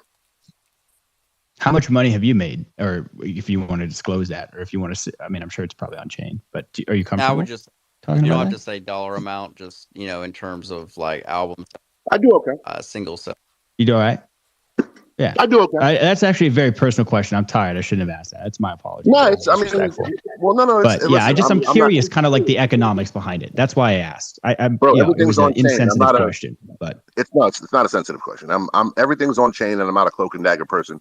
Me, I'm a little bit harder to track because I sell on 5 different blockchains. So, takes a little bit more legwork. But I'll take Handprints for an example. Handprints was on my album in 2015. I am the epitome poster child of a failed struggle rapper that none of you should have ever heard about. You don't know me, and you shouldn't know me. Now, I'm known in other places. Like if you go to music, rap stuff where big lyrical, miracle, big backpack niggas is, yeah, in that circle, it's like, oh, Kane's here. But in like normal people, nah, you're not going to know who I am. So the fact that a song that came out in 2015, that's on Spotify, it's on Tidal, it's on all the things, it isn't secret or special or new, can be not even remastered, simply re-released through this new medium. Sold, it generated probably 40 grand. And we raised 5 grand to fight child labor and human trafficking. And I did that from my jams with no marketing budget at all. Zero. None. No celebrity influencers. Nothing. That's really impressive. Like, I'm proud of you. What was the model for that? What was the structure of that 40 grand? Like, what was the mint out and like all that? It didn't even sell out. I still have a ton of them left. How many tokens are there? Like how many were sold? 160 total tokens. I think 20 were sold on Bitcoin. Then I vaulted a few over to ETH. And I did this back in 22, early last year. And we did a few more auctions, and then I just, kind of slowly milled the rest of them out. Then I did a little bit of light merch, and I did some stills. But that's it. No rollout, no marketing, no pump. None of that stuff is required. I'm not a PFP. I don't need to lick the peanut butter. I can just be in the space and be okay. Most artists who are just individuals who are not trying to run a massive rug don't need to do any of those reindeer games. You can just be here. So you sold them what, like $500 a piece, something like that? They ranged. Okay, they so ranged. you have like a range. So this is like, art, comes with different art or different something. Maybe they get to meet you, anything like that. No, none of that. And they're all the same. So I have a question. No, I'm saying like it comes with art. Like there's a visual that it comes with. Yeah, there's a visual. Yeah. Right. So my question is around the fact that, like, how much would it cost me in a transaction fee to mint your album? Probably like Very little. probably like $4 or $5, right? No, he says he's on 5 chains. Depending on where you put it. mean, I mean, if it's on Bitcoin, cents. If it's on Tez, cents. If it's on ETH, maybe a couple bucks. Not a huge deal. yeah. No, I mean, I understand that. My point is just like I think about these things all the time, right? Like I look at ENS, and just to update where my ENS name points to, it costs me $5, $6, right? Whereas that's something that I can do in Web 2 for free from a company. Like I'm already paying ENS, what is it, $12 a year or whatever it is. But then anytime I want to update it, I've also got to pay to update it. Like, and that's one of the struggles that I find when it comes to like like blockchain, right? Like anything you do on network is going to cost you money. And I understand with there's a lot of efficiencies being made. I learned a lot of them at ETH Denver, and basically I like with things like Polygon and others, like you can have faster, cheaper transactions, yada yada yada. My point is just that, like, at the end of the day, like if I were to buy a song or if I were to buy an album on the blockchain and I were to pay $5 in a transaction fee, I would be like, what the fuck? Like, I would rather that money be going to the artist. I would rather be getting to something that benefits me or the artist, right? And not just going to the transaction, going to the chain itself. But like that's just something that Can I answer that? yeah. So I don't doubt the veracity of what you said. I believe you mean that, right? I take everyone at face value. It's more fun that way. You are not my demographic. The people who think music is free or should be free are not my demographic. The people who think music is a $9 a month subscription to Spotify are not my demographic. Those are the broken toys I will step past to the locked Woolworth case with my G.I. Joes in it. And my G.I. Joes for this space is the same people who have the mentality of a vinyl collector. I'm a vinyl collector. I buy vinyl. I buy lots of vinyl. And people who buy vinyl are already used to the cost of doing business. Yeah, I found this De La Soul is Dead vinyl with the original cartoon insert in good condition. But guess what? It's in Germany. So I'm going to pay shipping. I'm used to that. I'm already acclimated to it. And I'm already someone who spends $300 to $400 to $500 for my current musical entertainment for the venue in the form that it comes in. I'm not after them. In fact, one of my collectors is worth about 70,000 traditional music listeners. And I'll do the math on that. A Spotify play gives me 0.0033 cents a stream, which means if I did 75,000 streams, which I know you don't know this, it's a lot of streams for a man of my station, anonymous failed struggle rapper you never heard of. So if I did 75,000 streams, I would get $247.50. The weed budget of my hip hop video is probably higher than that. So by simply moving over to another venue and distributing my music through this way, it's akin to me only selling my music on vinyl. And they go, well, yeah, but who's successfully done that? Lots of people. You just don't hear about them because why would you have ever heard about them? They don't need you to hear about them. They don't need millions of people to ride them like a rodeo show. Brownsville Ka does not do interviews, rarely ever performs, does not talk publicly very much, just puts out music and his stuff will crush. In 45 minutes, if I don't see the tweet, and thank God I have people like Louise to tell me like, oh yeah, Brownsville Ka just dropped something. Because if I miss the tweet, the email, couple of hours, he'll move 2,000 pieces of vinyl on Twitter. Gone. And now the resellers got it jacked up to $300-400 because they know we'll pay it. And that's just an artist in Brooklyn doing it all himself. Moving 3,000 pieces of vinyl in an hour or two at $30-$40 a pop, it's a big deal. Especially when you're not on TV, you're not paying for anyone to play your music, you don't have to pay to be on anyone's playlist, you're not shining up for Hollywood or taking a bad deal for the exposure. I think sometimes we forget exactly the route that artists have to go through for them to be visible to us. And that cost is why you never see, oh, this is just this artist from this company. It's this artist from this company, which is a subsidiary of this, which is a production deal of this, and it's a 9 different, it's like a NASCAR. He's all stickered up because all those companies got a piece of him. That's why he needs millions of people, because he only gets 0.0033 cents per stream.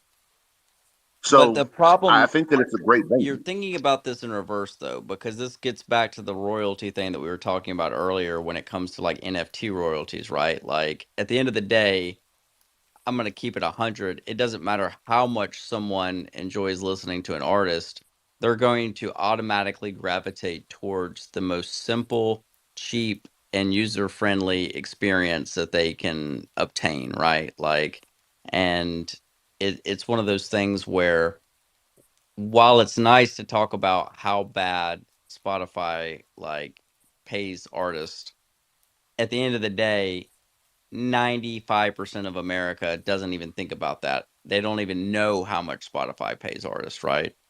And you had people like Taylor Swift, who understands that she has a very loyal audience. She didn't even launch one of her albums on streaming at first. She made people buy her album in order to listen to it. And so, like, artists still are in control of whether or not their music is streaming or not. The reason, Well, eventually she came back to Spotify. well, 100%. That's what my point is, though. Like, I think like what he's saying is you don't need that amount, that audience, which I get. That makes sense to me. I think you That makes do, sense. though. Like you don't need that big of an audience. Why? Why? He doesn't have that audience. He made 40 grand on these NFTs he just did. This guy's selling 3,000 albums. I guess my question is like, and that's 100 grand a year. Does that once a year, right? People line up for it. Like that's cool. And now there's this new business model that allows you to do that. But I think putting music in the hands of a lot of people is not a bad thing, right? Like I even gave that anecdotal story before. I'm going to say it again. A person in my family just like travels around, puts his stuff on Spotify, doesn't make a lot of money from it, but he does get people calling him up and saying, "Hey, come play for this venue. We'll give you a few $100, right? We're going to give you $300." He does that every day, right? And just travel around and $500. It starts to grow a little bit. People, so it's like that would not have been possible unless he, was able to publicly and freely distribute the music. And so I just think that with all of this, there isn't like a right or wrong answer. There's just a way that works for some and a way that works for others, right? 100%. I don't know. Is it Erod or Erod? I don't know. I don't want to say it wrong. So Erod. It's all good. Yeah, Erod. So Erod, I was a touring artist. Again, still an anonymous nobody. You never heard of me. And a lot of my friends are still on tour. Like Homeboy Sandman is a great friend of mine. Rex, Ninth. I mean, I'm still friends with everybody, right? Not name dropping. I'm just saying that life sucks wild dick. Like it's horrible. You keep prostitute hours, you eat garbage, and you're surrounded by smoke, drink, and everything. And when you get sick, no one cares because sometimes they paid you in advance. So get up there and sing your monkey song. And it's an awful way to have to conduct oneself. Don't get me wrong. I'm not an evangelist. I was kind of at first because of how amazing some of this stuff really is. And by comparison, I have firsthand experience with both. The turning point for me was a song that no one ever liked. The song was called The World We Live In. And I've never streamed big. Streaming big is not something most artists will ever do. And the funny thing is NFTs really aren't much different. 90-something% of NFTs are going to remain unsold in the wallet that created them forever and ever. The next highest percentage are given away for free. It's a small number of artists who are moving stuff on the blockchain currently. And I don't think that's going to change anytime soon. But I had a song called The World We Live In. In 6 years, 1,427 streams on SoundCloud, which even for an anonymous person like me, that's an abysmal performance. That's the marketplace's way of saying I should never make a song like that again. I think it had 14 retweets or whatever they call a retweet on SoundCloud, reclouds or whatever. uh, 7 downloads and 1 comment in 6 years. I made it into an NFT. Made 4 copies. I sold 2 in 2 days. The money I made from those 2 copies was what I would have made if I'd have done 300,000 Spotify plays. Now, the trick is I can't do 300 Spotify plays in 2 days. I mean, with that song, I can't even do it in 6 years. I definitely ain't going to do it without spending some money. And I'm not going to do it without traveling around the country and shaking a tail feather and ginning up all kinds of interest and hopefully getting people to like it and convincing DJs to spin it and all the stuff that goes along with being a known. I did that from my house in my jams. I don't even think I took a shower. Like I did nothing. Yeah, but as more people start to do that, right? I mean, like the early people on any marketplace are always, I mean, not always, but the ones, if you're early to something that ends up taking off and getting adoption, well, yeah, you've established yourself on that platform. You've established yourself in that community. But as more people start to join it, think back to records. I'm not familiar with the entire history of the music industry, right? I've read a little bit about it and I've watched that Spotify documentary that isn't really a documentary. I've learned after reading more. But, it's like, if everyone's selling records, well, record shop's not going to take you if, you're occupying real estate in their store and you're not selling anything. So it's like, as more people start to join and adopt, you still, not everyone can make it. I mean, that's just the thing, right? So I don't know what the model is. You mentioned that, right? I'm not saying you didn't mention that. I'm just saying, you got to put in the grit. Maybe that person, like my family, he goes around, he tours, he meets people, he's getting Instagram followers, he's getting people listening to Spotify, goes and says, you know what, I'm hanging the hat up for touring, and now I'm only releasing, music that you can buy on sound.xyz, right? And if you want to support me, here's how you're going to listen to my music now on, right? And maybe that, that might sustain him. I don't know. Or it won't. I don't know. There's a problem. I do know that as more people join, it's not going to be, nothing's easy. In a vacuum, yeah, 100%. And I agree. In a vacuum. Unfortunately, this space can't exist that way. And we are nowhere near mass adoption. The space is nowhere near safe for mass adoption and still a little bit too sophisticated for an average person. The people that they target in mass are the ones you'll see like conspiracy tinfoil hat people call sheeple, right? They're not really big fans of anything. The music business is going through the crisis it's going through, not because of business practices or unfairness or quality of music. Music just has competition. Once upon a time, there was nothing to fucking do besides play jacks and jump rope. So yeah, you smoked weed with your friends in a dank room and spun records backwards looking for hidden meaning because you were bored. I can literally figure out whatever Turkish pornography is 30 minutes right now from my phone. Couldn't do that when I was a kid. It's fucking crazy. We live in the future. George Jetson stuff. So there's that. That's not a real person, by the way. That's an AI. I bet. You're watching some fake porn, man. I only watch fake porn. But the people who are going to be interested in this are not, at least for the next interim, for the next little bit of time, it's not going to be the masses. And we've watched them come through.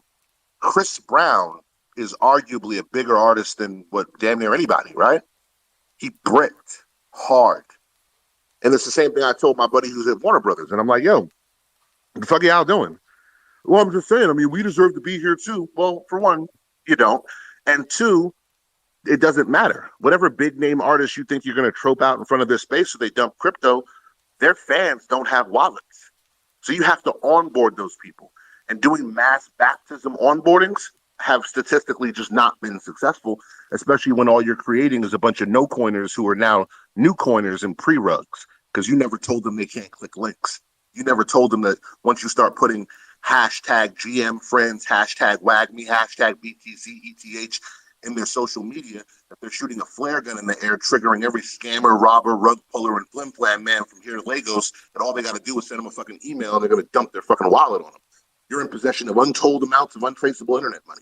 So there's nothing that's competing with anything. I sold more NFTs than Chris Brown. Rick Ross just did a drop. The Boss, after he told the space to suck his dick backwards, he did a drop. Out of 400, he sold 40. Then they ginned it up and did all kinds of fun stuff with ghost wallets, but we saw it. Etherscan tells the tale. Those people currently don't have a way of penetrating this market. And yet, over time, sure, anything is going to get more saturated, but the shelf life on this is way longer. And again, even at 50% exposure, where this is a real big thing and everyone talks about it, well, again, the numbers scale back down. I still don't need but 500 people. 500 collectors is not a lot, no matter how weird or niche the thing you make is. If you're a Peruvian pan flute throat singer, all you need to do is find 500 people in the world. You are such a riot. A throat singer. But like, That's how why much Dennis are we called me. talking monetarily here? I mean, like, I hear like comedians talk, oh, you need 1,000 people, or like a higher number. So like, you're talking 500 followers. And I'll do the numbers how much right. I'll do the money are numbers they right now. spending? You're gonna have to spend. I'll do the numbers right now. Here's the numbers. Well, no, let me 500 people, let me right? finish real quick. If you got 500 people, you got to have them spend 2,000 a year to make 100 grand. If your stuff's good enough for that, then wouldn't you be making more money elsewhere? No. Why not? If only 500, it's not like you only need 500. Cost. You need like cost of acquisition. But you need way more than 500 people that like you to garnish that level of support. If there's 500 people that like you, they'll listen to your stuff. If there's 100,000 people that like you, then 500 people will spend $2,000 a year. The cost of acquisition. That's $1 million. 2,000 a year is $1 million, by the way. FYI. It's the answer to your question is the cost of acquisition. And here's the numbers on it. If I have 500 collectors, just 500, and only 20% of them show up to a drop, that's 100 people. So if 100 people buy a thing, that's $300. That's 30,000. If I do that every quarter, so every 3 months, right? I've made $120,000. Not to mention any other ancillary things that I do, or roll out, or participation stuff, or even, and that's not without royalties. And again, I'm not the royalty guy. Royalties are largely fake. I think that how people view royalties, especially depending on what part of the space they hang out in, is a little bit different. So like PFP royalties, well, if you're courting flippers, yeah, you're going to have a problem with royalties, because if they're just trying to acquire rarity, they're not going to pay you 10% to take a loss. That's very different. They have no attraction to your art or you. They're just there for money. But people who buy strictly for the art will never cut an artist out of their royalties. And it's proof in the Tezos blockchain. Look at Tezos.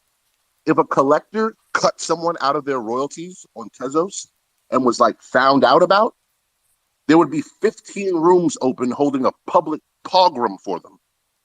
And they would be cast out of everything, not welcome anywhere, because you can't do that over there. It's an artist-first culture. PFP culture, quite the opposite. So artists are going to probably have to find some mixture of the two. When people court flippers, flipper stuff comes with it. Think of it like a church. If you're up on there, selling angel dust, well then yeah, you're going to have a bunch of junkies in the pulpit. If you're selling the Jesus part, you're going to have a lot of more broken people who maybe aren't going to be the richest people in the world, but you don't need tons of them. So 500 people that only show up 20% of the time. Now, here, hold on. 20% of the time. 500 people with a 20% attendance rate. You're never overcooking your base. You're making 6 figures a year, which I don't know what y'all heard. It ain't easy to make 6 figures a year singing your songs. And whatever you make, you're still going to have to kick that back out. I don't have a band. I don't have road costs. I don't have hotel fees. I don't have to make sure this scammy ass promoter in Wichita pays me. I don't have to do any of that. I sit right here in my jams and could be spending time with my family and friends. I can still have a life. It's the craziest thing in the world. So and I don't have to do a deal with anyone. There's no record company. I don't need anyone's permission to put a record out. I don't have to wait till the climate's right to drop something. I can do whatever I want. So, and just for, and I'm coming in as like the asshole in this conversation, but really I am bullish on music and and blockchain connectivity, all that. Just the infrastructure is not really there for like the consumer for sure, but like Yeah, it is. It's there. It exists. people It's are there. not It's right listening. in the. People are not It's connecting pinned their right up in wallets. the top, actually. People are not connecting their wallets to listen to music. Like there's no, the infrastructure is not Well, fully there. It's not Why would being. they need may I to? They could check out. They could check out. They could check out with Kane's music with a single click, just like they would on Shopify. Yeah, I may was just I trying to may I make that just throw another wrench in the point. That's just like a side let me note. just I'm throw just another saying thing in like another monkey wrench contrariness. in the engine here. All right, I'm a bounce. I've been here for an hour. I can't fucking No, talk. I appreciate what you're saying. I don't think that any of this stuff should be unchallenged. Kicking tires and lifting hoods to make sure that this isn't bullshit is imperative. And I did everything that I've done in this space without really any significant efforts to onboard my organic audience. So even the people who are still my 12 fans, my 12 fans don't buy NFTs, and I never told them they should. I came into this space as a nobody that none of these people had ever heard of. And solely based off my personality and I guess my ability to rap is how I've been able to sell NFTs. Now, you take a platform like Emanate. Emanate they're not really an NFT platform, but they're Web3 friendly. They're a streaming service. They have an app and they have a website. Someone can download the app the same as they could Spotify, and they can stream artists' music. And Emanate pays 1 to 10 cents per stream, as opposed to 0.0033 cents a stream. So an average of 5. So that same 75,000 streams I talked about earlier, and I don't work for Emanate, I'm not pitching them, I'm just saying as an example, that 75,000 streams that would have paid me $247.57, on Emanate, I would have made almost 3,800. Now, I'm not going to buy a boat and sail around the world and start talking different to my girlfriend because of $3,800, but it's a damn sight better than $247.57. And No, there's someone no can way that's stream. sustainable, Kane. There's no way. You can't drink the Kool-Aid on that one, man. There's What do no you mean it's way not that's sustainable. You have to just run the numbers on that. At 10 cents a stream, that's $100 cost per 1,000 impressions. There is nowhere in the world you're charging an advertiser or anybody $100 for 1,000 impressions. Nowhere. It's what are the 1 economics? to 10 cents a stream. But even $10 per 1,000 impressions. That's a ridiculously high. That's a ridiculously high number to command. There's very few places you can command that kind of figure, and only for like super high lifetime value customers. There's no way that. So two things. One, that's not sustainable. I agree with you. Two things. One, I agree with you. And in their TOS, they have the ability to change it and scale as needs a business, blah, blah, blah, blah, which I'm totally fine with. Two,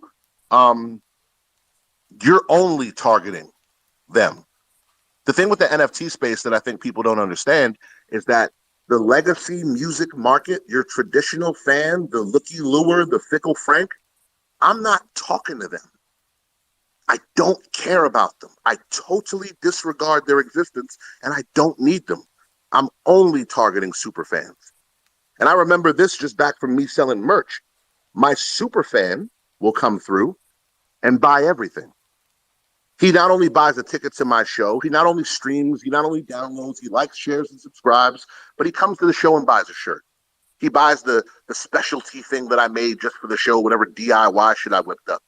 He buys the thing. He keeps his ticket stub. That's the person I'm looking for. Now, they're harder to find because they're never all in one place. And it's never been possible to really sustain a music career just off super fans, even though a few people have done it. You look at groups like Onyx, Helter Skelter, Smith & Wesson, not to just say Duck Down, shouts to them, but, Wu-Tang. There's a lot. No, Wu-Tang's a little different, but you got some groups from the 90s that still do really well. Now they tour, they have to do other stuff, but they only deal with mostly their hardcore stuff. You go to their fucking shows, Sausage Fest, don't get me wrong, but that's what's there, and that's who supports them, and that's who keeps them afloat. Now, a platform like Emanate, yeah, okay, cool. The streaming model isn't what I'm there for. I'm there because I can token gate. I token gated a whole project there. You bought an NFT, and the people that bought it didn't even buy it for the reason. I just did it later because I wanted to. They have an NFT. You go to this site, you connect your wallet, and now you and only you can listen to these 8 songs. No one else can hear them. They're just for you. It's the opposite of the traditional music thought process. With a song, I sing my little heart out, and I want everyone to hear my little special song that came from my heart. Not over here. You can't hear it. I won't let you hear it.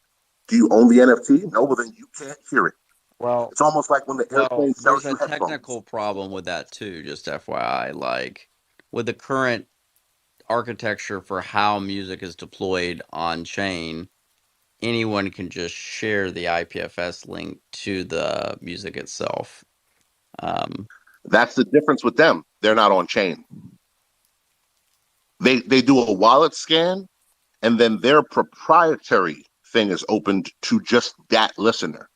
It isn't an IP. I mean, truth be told, for most music, even stuff that's token gated, if you're halfway decent at like just tech, you can listen to anything you want, no matter how hard they hide it, because it has to be stored. It's on Arweave, it's on Pinata, it's on IPFS, it's somewhere. We'll find the link and I'll fucking listen to it. But with this, it's just token gated. It's not why on chain. Why token gate instead of just selling it on a traditional website? 3 reasons. 1, I make more money and I'm a capitalist. That's the first reason, the biggest reason. I used to be a stockbroker. I really like capitalism. 2, as an obscure nobody that no one ever heard of, my 12 fans mean more to me than like Drake's millions. I can't afford to lose one of my fans, ever. My cost of acquisition was so high for my 12 fans that losing one is a death blow to me. So I want to go above and beyond to always make sure that they know I love them more than other people. I love them so much that I'll create a body of work just for them. Fuck everybody, just for you. I want to preface like the rest of this conversation around the fact that I'm not dissing what you're doing. To be honest with you, what you've achieved so far is very, very commendable, and I think it's really awesome. I want you to understand that the reason why I bring up these concerns is because I feel like especially in Web3 and anything involving NFTs, it's a big circle jerk and everyone acts like everything is perfect all the time. I make my critiques from both the technological and the business and financial side, just so that things can improve, right? And we won't be stuck with just some fucking basic shit, right? Like anything that I'm commenting on it so that it can improve and you can take ideas like, because here's the thing, you've answered some questions tonight that I wouldn't have thought about in the same way, right? Until the 100%. question was 100%. asked and the way that you described it and the way that you actually were able to achieve what you were trying to achieve, it wasn't clear, right? And that helps clear up like some preconceived notions about the way that certain things happen. And I was referencing Sammy. I don't know if you know Sammy in the space or not, but like, I do. Sammy had a very successful mint happen here, I think, for the remix of Meta Girl, if I'm not mistaken. But like, there's movers and shakers, and with a space this small, you are right. You are able to carve out a niche within a niche that allows you to be able to be seen. And I 100% recognize that. And it's smart of you to have recognized that so early and got involved when you did. You can use that as a springboard. My point is that everyone's not like you, right? Like, and where are we gonna be at 2 or 3 years from now, right? Like, if this does start to gain some traction, there's gonna be more competition. There's gonna be more people deploying their music. There's gonna be more people on these sites, and so you run into the discoverability problem all over again. And I don't see how Web3 blockchain NFTs can solve that discoverability problem that you'll end up facing with a saturated market. Super easy. But just to answer to the preface part, if you don't kick tires and check under the hood, people are liars. And this space is no less full of liars than any other place I've ever been. I sold timeshare, bro. Like I'm an awful guy. So bro, like, you are degen as a fuck. What the fuck? Yeah, I'm a terrible guy. But as far as like I'm horrible. I say it all the time. But as far as the music space goes, and this is the part that I've always pushed back against. For some reason, and I've been fighting when I was onboarded in the end of 20, beginning of 21, by a guy who's been around since 2012, and he's been doing blockchain music pretty much the whole time. And he's a super OG in the space. Everyone knows him. Everyone loves him. And he said, "Hey, listen." And he knows me from rap. He knows me as a DC guy. Me and him been on tour together. And he said, "Listen, you're gonna have to bootstrap this." And I didn't know what that meant at the time. I just thought I have to work hard, which didn't. I was like, I ain't afraid of hard work, bro. You know me. I didn't realize I would end up having to defend shit that people are trying to give away. And I was like, listen, people are going to come try to take our things. They come to the music NFT side and they immediately wanted us to give away our royalties because that's the utility. Otherwise, there's no utility. And big record labels are coming in and everyone's getting frothy in the loins, and it was gross. And the part that kills me is like, they have these egalitarian approaches to things that don't even exist in the original version. Like, tech isn't for everybody. There's a certain number of the population that certain things are going to be acceptable for. With music, everybody can't do everything. Everybody can't be an NFT artist. I got friends who would be phenomenal in this space. Like, fucking, why you? But why you don't feel like talking? And I was like, fam, no one can talk for you here. You have to be out here yourself. I don't want to do that. Well, then you can't make NFTs. Well, really? No, it ain't gonna work.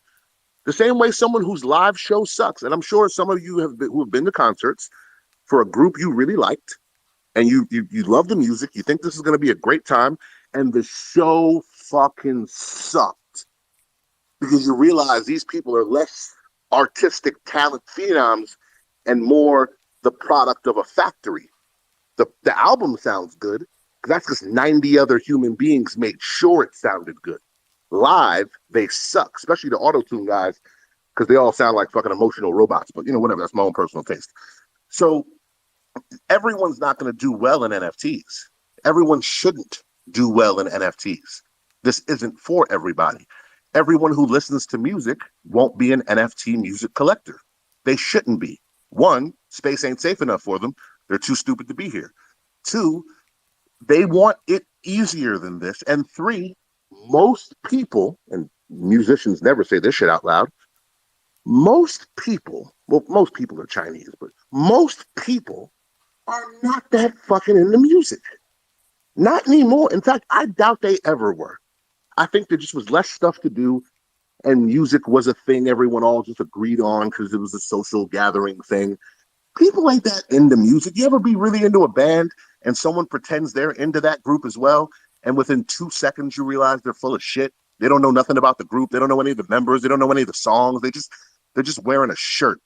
Ugh, sickens Are me you saying, because I'm a music why guy. are you subtweeting the K-pop, the fake K-pop fans right now, BTS Oh fans? no, I'm talking about fake Wu-Tang fans. I'm talking about fake Oh, Wu-Tang okay, fans. okay. If you tell me your favorite member was Old Dirty Bastard, I'm telling you you're not a Wu-Tang fan. I see Stand on what it. you. I'll die on that hill. It's the ones that buy the T-shirt at the store without actually having listened to the album a day in their life. And those people are not my target audience. Now, they are their target audience because those people are responsible for a couple of plays. And because the cost of acquisition is so low when you already have a machine pumping it, a machine that's designed to capture short attention spans, a machine that's designed to ensnare the gullible, yeah, then you're fine. You're good. You're golden, pony boy. All you got to do is just plug and play.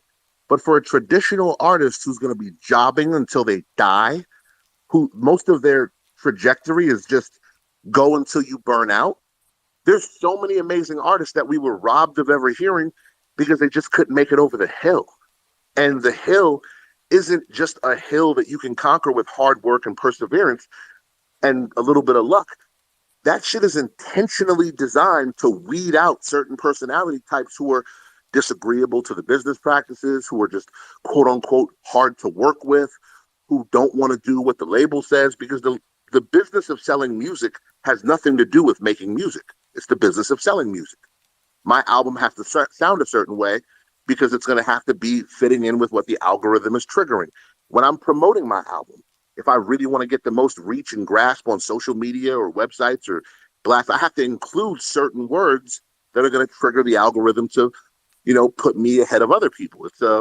It's dog eat dog. I mean, and it's been like Another that thing for I haven't had to years, do. right, Kane? Like, I think it's funny Yeah, 100%. how many people don't realize that the music industry used to be controlled by the mob. Like the amount, like Facts. the amount of shit that went on back in the day, and like the amount of like favors that people would call in to, like, and like all of the big distributors and stuff had deals with the radio stations to make sure that only their fucking albums of their people got played, like, and making sure like the hot radio stations in like LA and New York and shit, like taking care of the DJs there so that they slip in some artists that they want to get played. Like, it's always been a hustler's game. Like it Remember Casino, the movie oh Casino? yeah. And in the end, the corporations took over, and it's worse because the valet doesn't know what you drink anymore. It's the same thing with music. That's why I said the first thing I said was if I want to get a record globally or at least nationally, or for me, what would be like 20 something markets, which is my New Yorks, my Miamis, my LAs, my Atlanta, and a bunch of flyover, right? So that I can tour and try to recoup some of my money. It's going to cost me around, I exaggerated a little bit. I could probably get it done for 50 because I still got friends. But 50 grand, that's a big ass quarter to put in the machine just so I can play Street Fighter. And there's no guarantee I'm going to beat the opponent. That's just so I can play. Who just got 50 grand? You don't. So you have to go make deals with other people. The cost of acquisition, all that stuff factors into me because I'm not an artist in the traditional sense. Like, I come from finance. So, like, economics is something that I see the world through the lens of. Like, I can't ignore the cost of acquisition. For me to get this blog, like for me to get on Two Dope Boys, which I'm dating myself here, but for me to get on Two Dope Boys cost me around $1,500 total. Because my flight to Austin, my hotel in Austin, some of the money I spent while I was there, a mega bus to New York to cement the relationship, and then just a couple of other things I had to do, total to around $1,500, $2,000 that I had to spend anyway, just in order to be in the room for the situations that ended up benefiting me. You're not going to get over the hill from your house. The Web3 market opens up the playing field to a different kind of artist. It's not going to be advantageous to all the current players. This is for a new group. What do the same you way like it is with for the art world. but don't you think rap's a little, like, I feel like each genre of music's a little bit different too? Like with rap, like, I feel like a lot of people kind of get discovered through like mixtapes and stuff like that, and then they kind of develop like this like cult following, and then they may end up getting featured on some fucking huge artist album on a track, right? And um that's at least how I see like hip hop and like rap, right? You're old, sir. Huh? You're old. I'm old too. We're both old. What was the last mixtape you bought? Well, I Right mean, now, the best way to get I featured mean, I is to be I'm on on hot new the hip hop. news. I'm on, like, I'm not saying like I buy mixtapes. I'm just saying that, like, the way it's normally like through disseminating it through the mixtape channels, right? You know what I mean? And Not for about 15 to 20 years.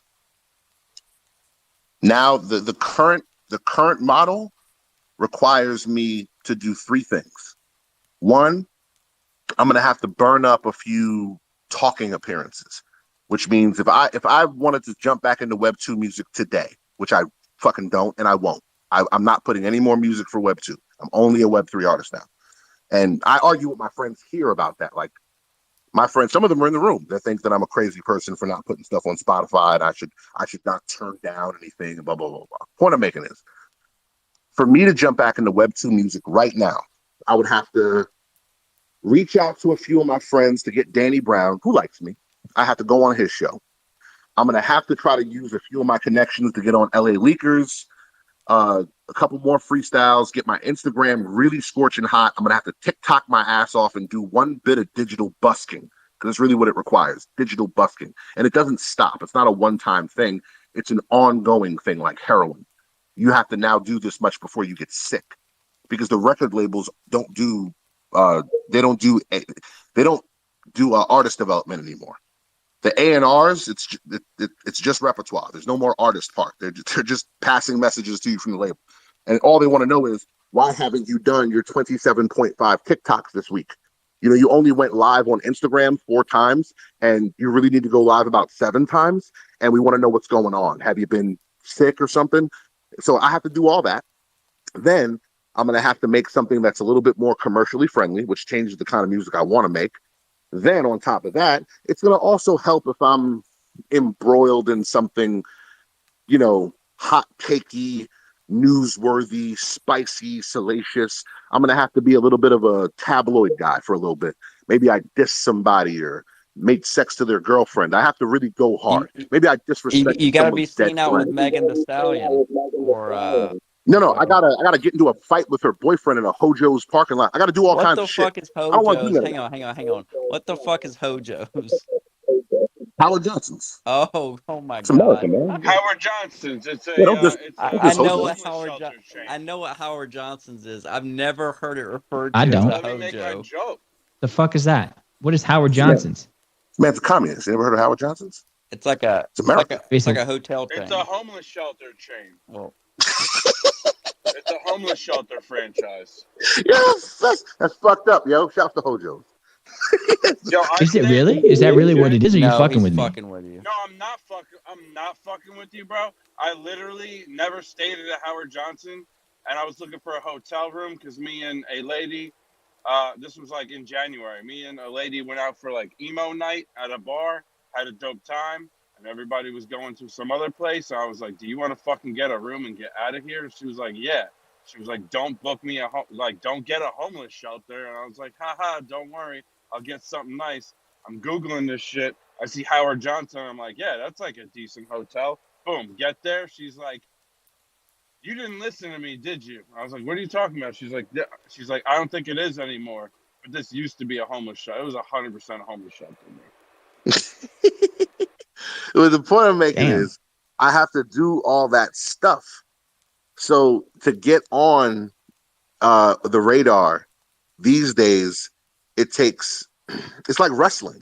Well, I mean, it takes handlers. It's like what Kevin Hart said, like everybody wants to be famous, but nobody wants to put the work in. Same thing applies to this fucking space, right? Like everybody wants to talk about dropping the next Bored Ape collection, or they talk about wanting to launch a successful open edition, and like none of them want to think outside of the box. They all want to copy and paste somebody else's fucking recipe. Let me tell you something. By the time that someone else has done it in this space, you're too fucking late. Just like by the time that you hear about that project that you should, sweep the floor of, it's probably too fucking late. Like, it. Well, you're right, and I want to make a direct correlation to that. Right? Everyone wants to do a board, and I've thrown bricks at these people, so it's very fun to say it. Everyone wants to do a Bored Ape. Okay, cool. Where's your Pranksy? Because you're not going to have a Bored Ape without a Pranksy. You need somebody buying 1,100 of those fucking things. Where's your Moon Pay? Where's the people who everyone signed to, the fucking guild, and they started putting the shit on celebrities, and that's why it's on Jimmy Fallon. Where's all that stuff?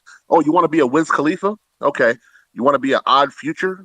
Where's your secret industry record label help where they're going to let you pretend, and that's the story, that you're an independent artist doing it without the labels because that's popular right now. Meanwhile, they're the ones that got you on TV.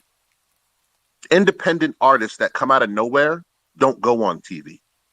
Independent artists that come out of nowhere don't get radio play. Someone has to sign off on you, and they're not going to do that because nothing's more common than unsuccessful men with talent. Talent doesn't matter. Who do you know? So I'll let Charlie go first, and then I got a question for you. Yeah, no, I was just going to say, like Bored Ape may have had some big players on their side, but like everything in life starts with a seed. Like you can't fight like seed mentality because it happens to be the case. Like if you want a big tree, you plant a seed. If you want a baby, you plant a seed. And it happened with Yuga Labs too. Like their mint was super, super low. It was not a huge deal for a while, and it just slowly gained traction and steam. And there are private artists. Chance the Rapper never were signed ever. In addition to Tom McDonald never signed, and they're both radio played heavy. Chance has been, VMAs, all that stuff. Is it rare? Sure. Yeah, but it does happen if you put the work in. It's funny that you bring up Tom, because I was going to ask Kane about him. I know you probably don't care for Tom's music. It's not my favorite either, but like Tom McDonald, are you familiar with him, Kane? I am. And I mean, he does Old MacDonald had he a does farm. he E-I-E-I-O. does some goofy songs and all that on YouTube and yada yada yada. But like, that's somebody who I feel like has put the work in to get where they are, right? Like, regardless of whether or not you like his music, like him and his girl shooting the music videos and like busting their ass, like, I feel like if more people did that, they would be more successful, right? Like, because everybody just wants to go in a studio, record a song, and then it just be a number one hit. But there's so much more involved to it than just that, and it's the same thing applies to people who like the same thing applies to people who want to be an internet personality and they're not likable, right? You know what I mean? Like, and they don't want to change. They don't watch their own content. Just like YouTubers and Twitch streamers, I think in order to be successful, you have to consume your own content and be happy about it and listen to feedback. Like, but regardless of any of that, my point was just that, like, I think that you carved out a niche here. Do I think that others in the future, regardless of whether or not the space grows or not, I don't see it being sustainable for others who either weren't here in the beginning or just aren't pushing it more than what the average person is pushing it, right? So, Well, just take chance. I'll put those two side by side. Take a Chance the Rapper and put him next to a Tom McDonald. Chance the Rapper is proof that a machine is a machine, even if it's not a shiny one. But believe me, you're not doing a Chance the Rapper without paying people. You're not just getting big name features for free. The money has to come from somewhere. yeah, I mean, and So when you start out, Chance is on Khaled stuff all the time, or was, and so, like, and he was on RCA, so like it's not like, just be clear, it's not the story we tell ain't as always what happened. I mean, George Washington didn't have wooden teeth; they were fucking fucking Rick slave teeth. Ross was a correctional officer. He was a fucking CO. Like, you know? But the point I'm making is that Chance came out of the era when it was really in vogue to not be in bed with a company. That was the same time Wiz Khalifa, and that's where Rostron, which what gave you Wiz and Mac Miller, Odd Future, Cool Kids. There's a bunch of people, and it was really popular not to be a part of anything because the media at that point in time was so independent, i.e., blogs.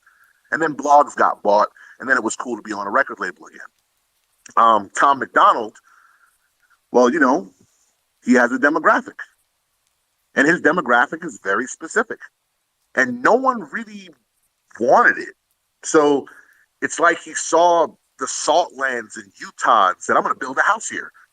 No one wanted that real estate, bro. It's all yours. He courted the red hat MAGA conspiracy crowd.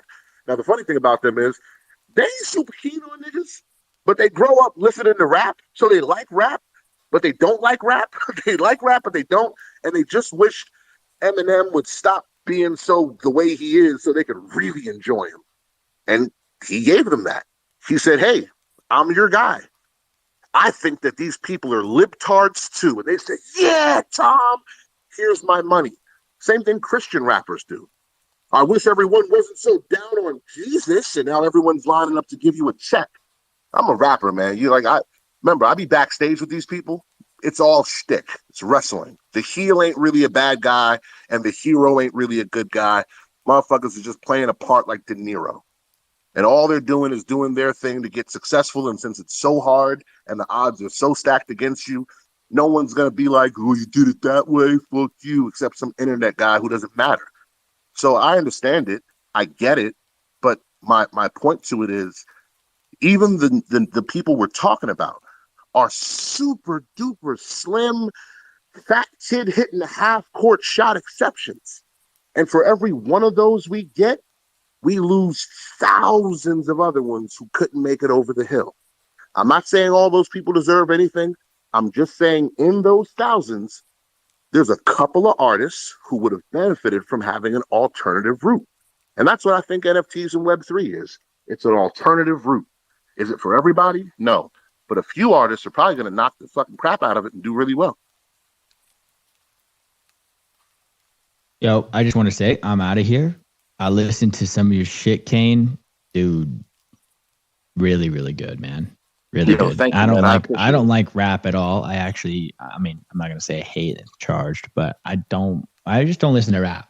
I don't listen to like hip hop or anything like that. But no, I get, and to be honest, I probably wouldn't listen to your music. Like, it's not my go-to. But I mean, I get like these just like, I don't know, early day vibes. I mean, I don't know the history or anything like that really either. But I listen to that and like I hear good music. Do you know what I mean? Like, I don't hear like rap like we kind of have now that I'm not necessarily like a super big fan of. I don't know how to describe it. If you haven't, go to that. What's that site? Emanate. That's where I listen to it. Yeah. Search up Kane and just pop it on if you're in the audience, because he's really good. And if you're into that kind of music, you're going to like it. So I'm going to pop off. Kane, it was a pleasure speaking with you, man. You're a really cool dude. Likewise, and best of luck. All the success to you. Be easy.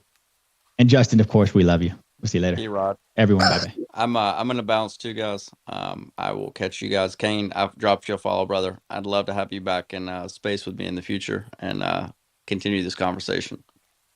It's fucking 4:30 a.m. here though, so I'm a fucking head out. 5:25 for me, sir. If I didn't go to bed earlier and wake up at 3, I'd be the same way. So listen, I appreciate the conversation, and again, I'll answer any question about it just because there's so much bullshit. So someone who can articulately answer a question without doing the whole dance around the barn thing or call you a FUD for not wanting to immediately, sign on to whatever it is that I'm doing, I personally appreciate it. So I just want to say thank you guys for all the questions and allowing me an opportunity to explain some of these things because my friends are tired of hearing about it. I live in a similar bubble with gaming, where I feel like there's a lot of education we have to do. There's a lot, but conversations like this are super valuable. I certainly went into this with a different perspective. I went into this with a different perspective about music and Web3 than I have now coming out of it. A much different perspective. Yeah. So I think that's what's important, right? Oh. But you can't get there unless you ask those questions, right? Unless you kind of dive into the meat of it. And I play devil's advocate just because I like it. But. You should, if you go to just put in hashtag Kanisms, KANISMS, you can hear my thoughts on all of this shit. We did a bunch of videos out in Newport Beach with my friends from Jax and my man Easy, just breaking down all of these things. And, I tried my best to be at least somewhat cogent in my argument. So if you want to hear any of that stuff, just hashtag Kanisms on Twitter and you can listen to it. I want to have the best Kanism ever. Well, that's all I want. It's there, man. My stuff on not on. We're all gonna have Kanisms tonight. Well, I don't want to. There's lots of parts to this, man. Like even people who do music NFTs, I don't agree with all of their strategies. Like I don't think that it's a good idea for us to onboard people for the purpose of a transaction. I think that that's a bad idea, short term and long term. It's just not worth it. So yeah, I have tons of unpopular opinions. Well, I don't think that's unpopular. I think that's reasonable. I think there's a lot of people that I talk to that want to onboard people into this space. And really, I don't know if it's conscious or subconscious, but basically what they're saying is we need more exit liquidity. That's exactly what they're saying.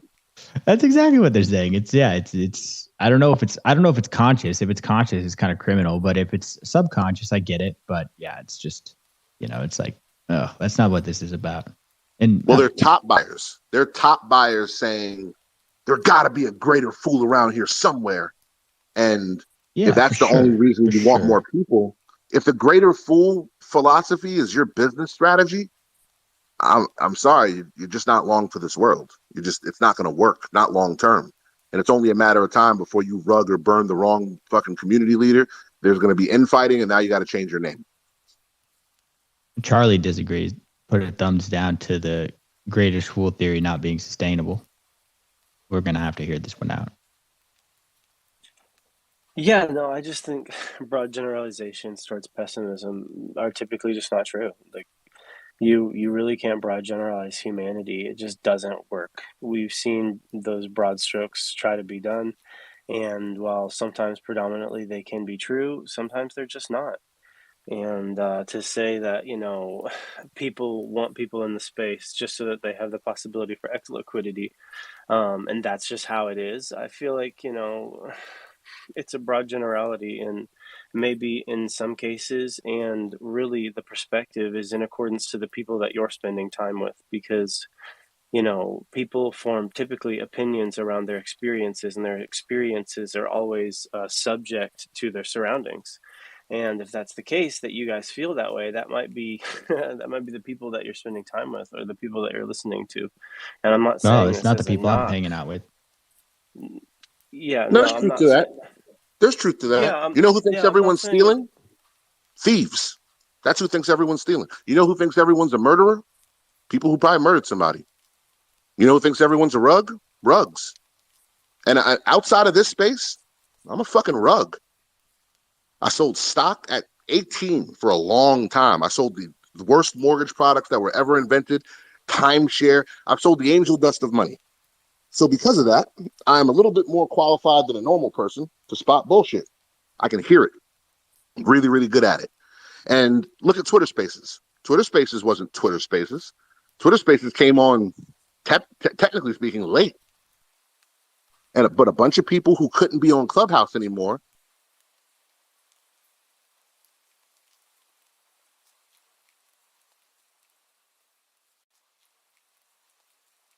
because